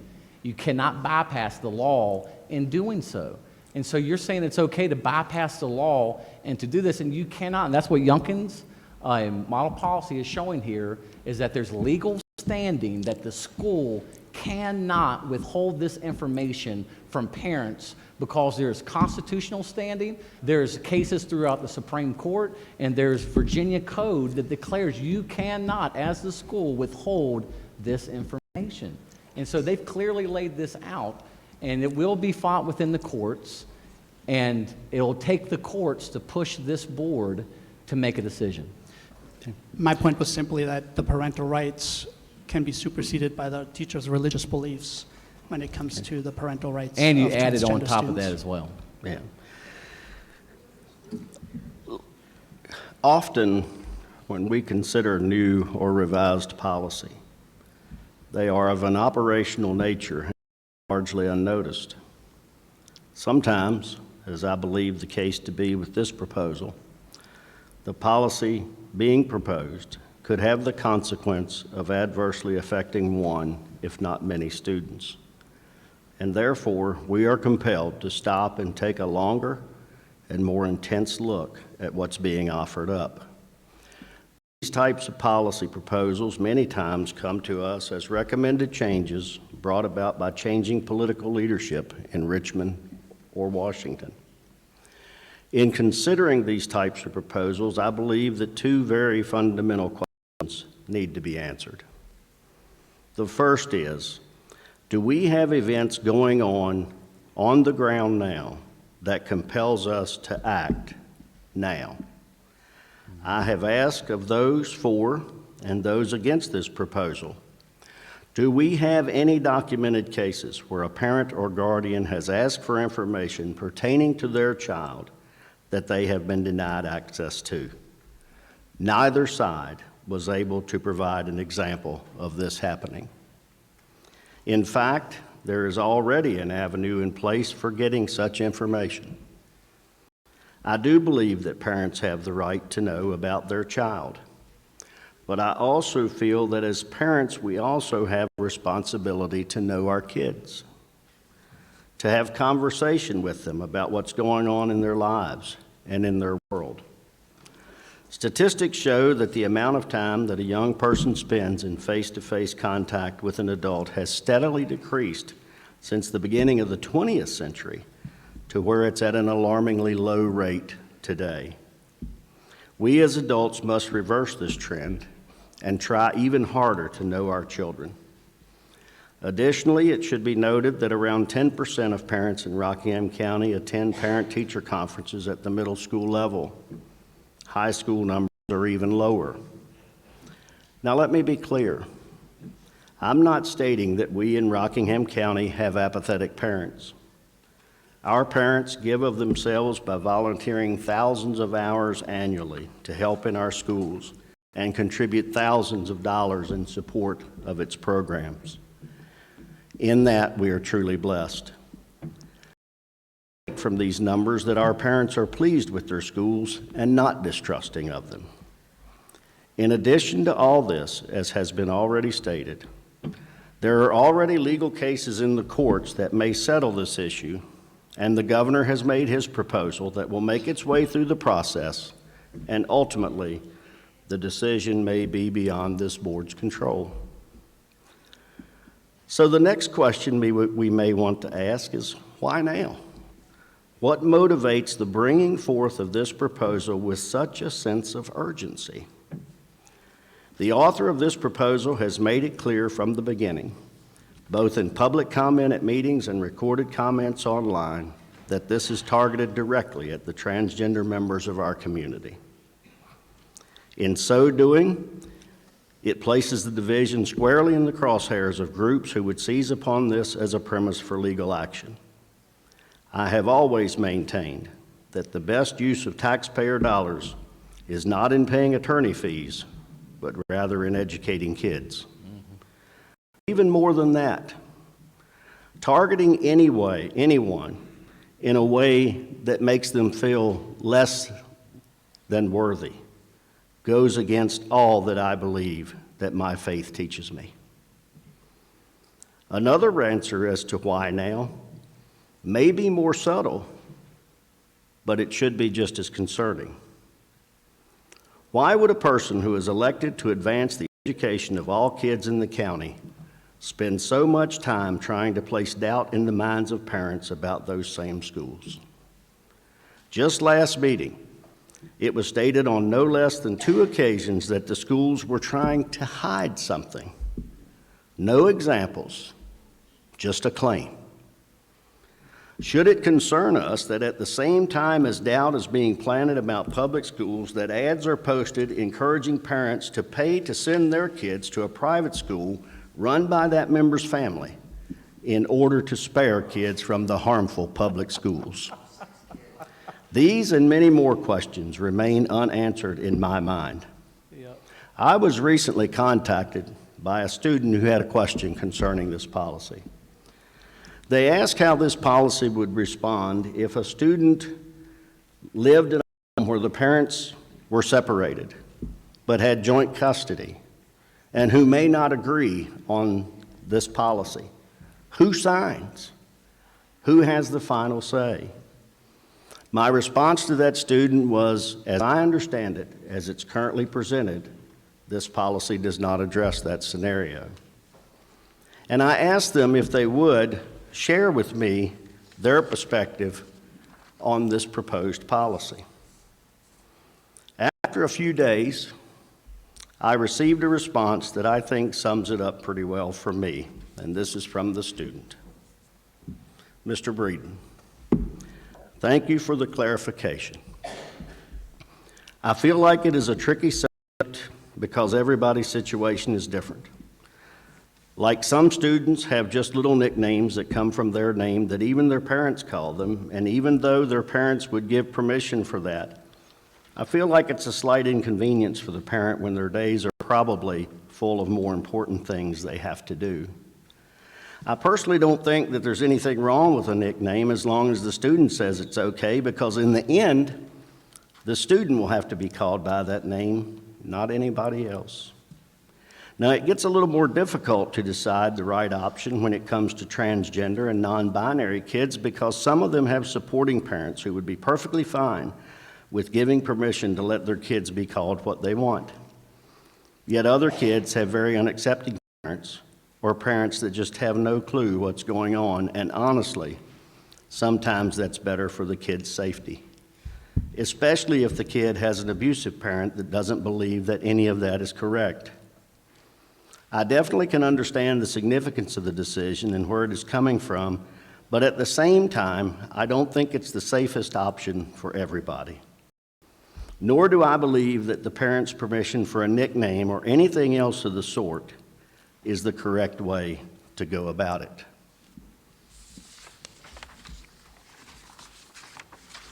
Other comments? You told the child that Virginia Code 8.01-2.7 or 2717 requires that a minor with both parents living can only change his or her name upon the application of a parent, and the other parent must receive notice and have an opportunity to be heard if he or she objects to the change. That's what should have been your response as a school board member.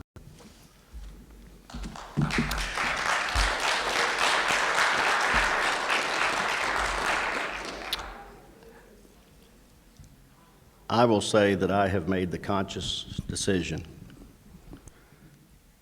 and the commitment to myself that I will not chase down every rabbit hole that Mr. Cross wants to try to take us down. It's the Virginia Code.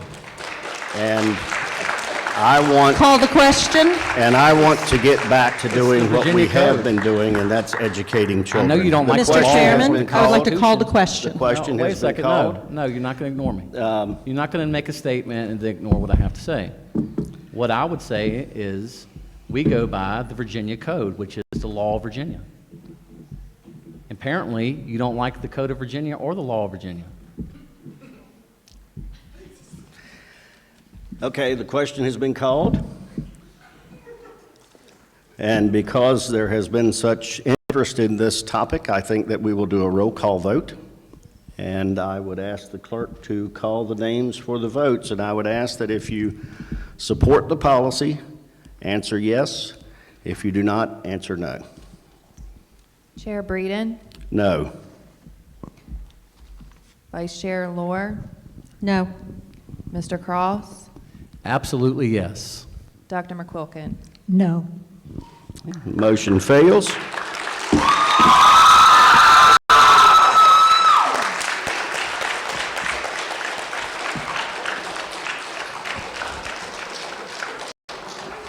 Next, we will move to school board questions, and I will begin with Mr. Cross. Thank you. I'll allow those who want to leave, they can leave. Sure.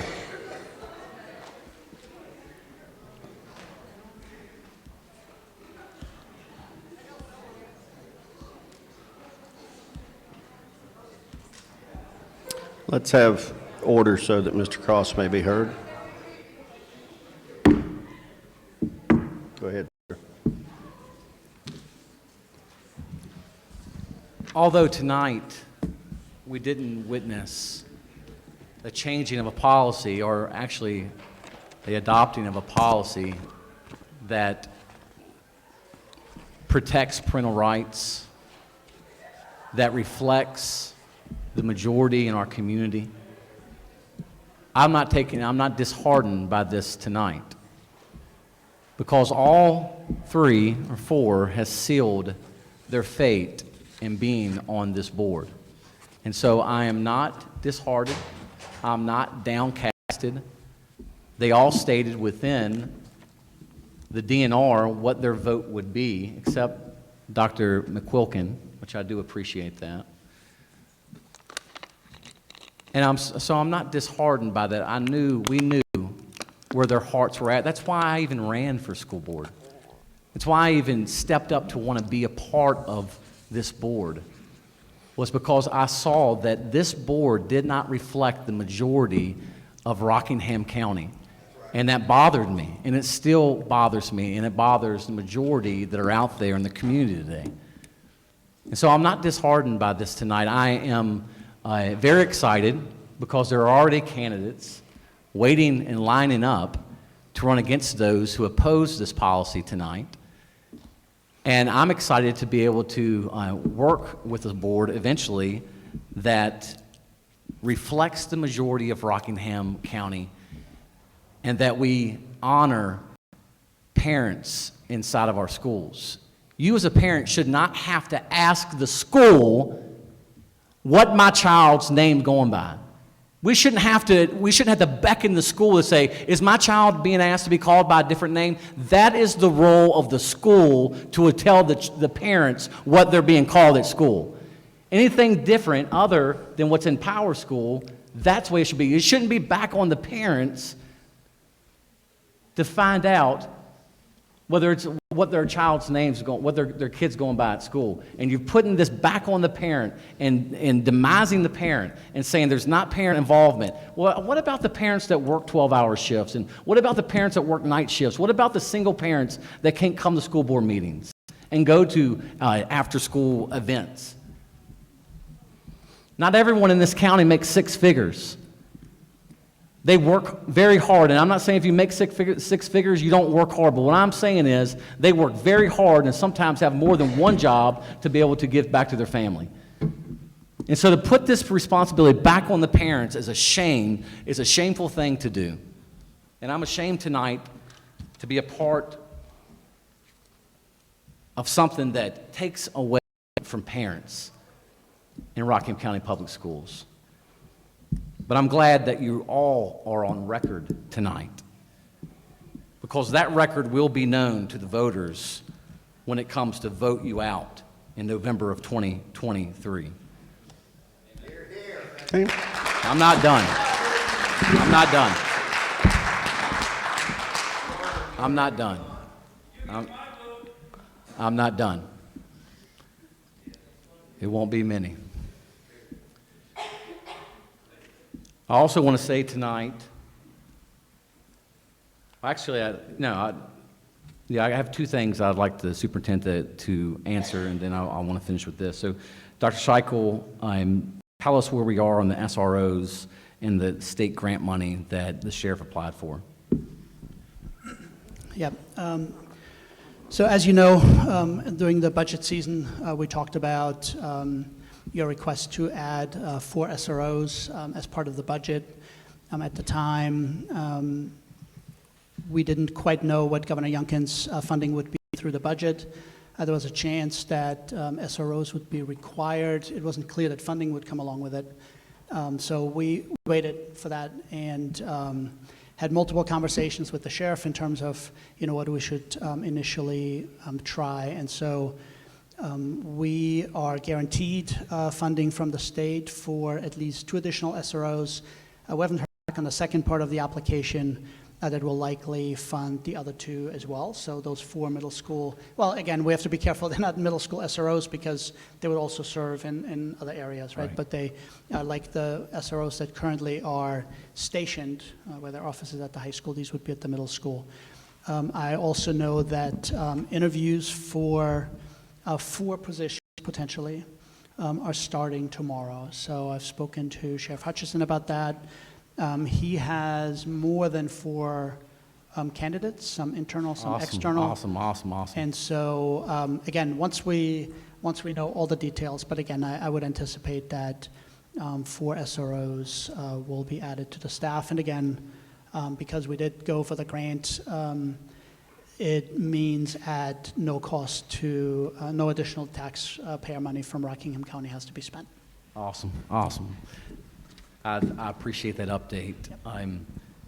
We've hired 3 SROs in over 20-plus years as a division, and I'm glad that we're seeing that I asked for 4 additional SROs in this year's school budget, which was of $170 million.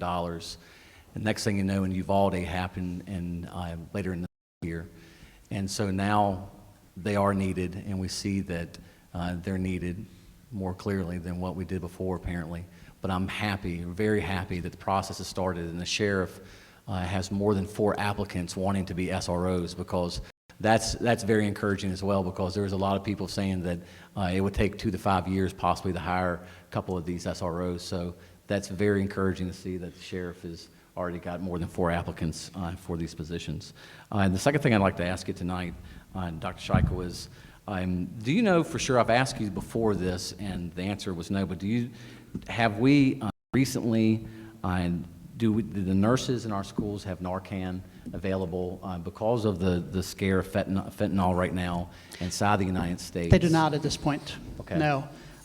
That's an ongoing conversation. I know Broadway Emergency Response, they held a workshop this past week, and where people who attended could then get their one Narcan dose, but it's certainly something, again, we can talk about and look into, but no, not at the current moment. Okay, I would definitely want to bring that up to the board tonight, that we would look into this, especially with what's happening in our country, and we're not special to the fact that it could happen here. So it would be nice to have these Narcans available for the school nurses in case of an emergency that would happen inside the school, where we wouldn't have to wait for a first responder to travel all that way to get here, when we have access to Narcan available at the school. So Yeah, we'd have to provide some training too. Yeah, absolutely. Yeah, it's going to need some symptom training to recognition. be able Yep. to administer that, and we need that as well. But I would ask the board that you would entertain that thought, whether you like me or not, that we would entertain that thought of looking at Narcan to be placed inside of our schools for the safety of all of our children here in Rockingham County. I think I can first maybe work with Ashley Helf, who supervises our nurses, to see what that would take. What are the legal implications for nurses, for example, for having it, what training is possible, and then I think maybe bring that information to the board for discussion on whether that's a step the board wants to take. Okay. Thank you. I appreciate that. I appreciate you doing that. Last tonight, I just want to say that although it comes as a surprise to many that Dr. Scheichel will be taking a retirement and leaving RCPS, I want to speak to the school division and say that we have many qualified candidates to be able to take this position inside of Rockingham County Public Schools. So I am not concerned that we're going to leave a big hole here. I appreciate you, Dr. Scheichel, of everything you've put into RCPS, all the years of commitment that you've done here at RCPS, but I'm looking forward to working with either this board or the next board as well to find a candidate that reflects the majority's values and knows our community and understands our community, and be able to reflect that from the top down. And I also want to say something else tonight that bothers me, is because you'll hear this narrative from the left that says that that conservatives want to tear down the institution of public schools, or we want to burn down the public schools by creating an environment of distrust. I can't think of another reason of distrust when you hide information from parents, as we saw tonight. And so these issues can be really fixed easily, and we can take away the pressure. I don't want to burn down the public schools. My children have to attend public schools. The only reason why I have 2 of them that are in private school is because I get a little bit of a discount of the job that I have. And for the chairman tonight to say a ridiculous comment that I'm trying to take children out of public schools to make my church school larger is one of the most outrageous comments I've ever heard before. We have less than 20 students at our school. And so we are not trying in any way. Now, have we received some kids in public school that their parents are afraid of their child to come into public school because of things that we're doing? Absolutely. And that's their right to do that. But I'm not here to burn down public schools. I love Rockingham County Public Schools. And I'm not rich enough to put my child in a Blue Ridge Christian school or places where it costs a college tuition for them to go. My children have to attend public schools for the most part. And so I don't want to burn something down that I need my children going to, but I want my children, we want our children in Rockingham County to come to school to get an education in reading, writing, arithmetic, and history, and not be indoctrinated or influenced by sexual ideologies or CRT or any social emotional learning that you may have. That's what we want as a community, and that's not being reflected within our school board. Now, going forward, I'm going to continue to ask questions, because there are many questions to be asked. And one of the things that I didn't like about the last school board member that was here was that when things would happen, they would speak to the community members as if you were children. Now tonight, even when I was called a bigot, I didn't reach back out at that person and argue with that person, as Chairman Breeden has in the past. Because in community dialogue, you're not going to agree on everything. And when people get upset, it's not all the time that they want to fight you. They just want to be heard. And for the majority, you have not been heard for a very long time. And so that's why I'm going to continue to bring issues up. I'm going to continue to expose things when they need to be exposed. And in the long term, Rockingham County Public Schools is going to continue to be greater than it's ever been before. And I can guarantee you that. I'm in this for the long haul, and I appreciate all the people in Cross Keys, in Kieseltown, in Grottoes, in the Massanetta District, in the Melrose District, for all those in the Crossroads District who voted for me to sit on this board. It's an honor for me to sit on this board. And I'm sorry to the other districts tonight that your wishes are not being reflected upon this school board, but one day it will be reflected. I can guarantee you that. Thank you. Ms. Lohr. Thank you. I would once again like to thank Broadway High School for their hospitality tonight. And then I do have one question about your presentation, if I may. I very much enjoyed the presentation about the fusion geometry class. I know there are other fusion classes here at Broadway, and I'm wondering how many fusion classes do you have? If you can tell me off the top of your head, go. I think we have 6. 6.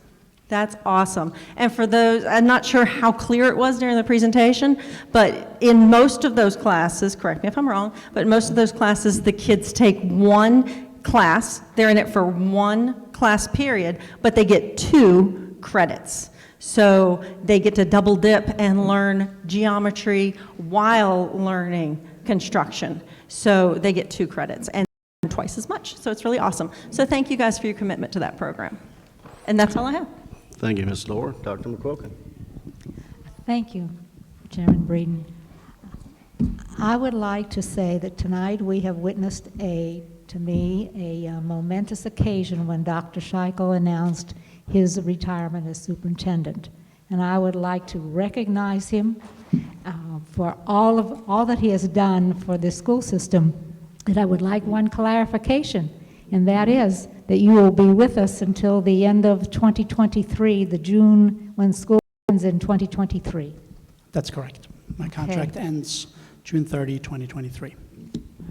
And I think that we, during this time, I hope that many of us will take time to thank Dr. Scheichel for his service through a kind of a difficult time with COVID and all the things that went on. And we have moved forward. We are, from my observations, one of the very best school divisions in the Commonwealth of Virginia. And part of that comes, a large part comes from the leadership that he has bestowed upon us, and we say thank you. Thank you, Dr. McQuilkin. Dr. Scheichel? I'll pass. I think I've taken up more than my fair share of minutes. I would just comment that in the coming weeks, the board will be announcing the process for the new superintendent search. I will be reaching out to colleagues to set that in motion, and as has been the process in the 2 previous searches that we've done, it will involve members of the community as well, and but we will have more specifics on that as we have time to draw that into a more firm position.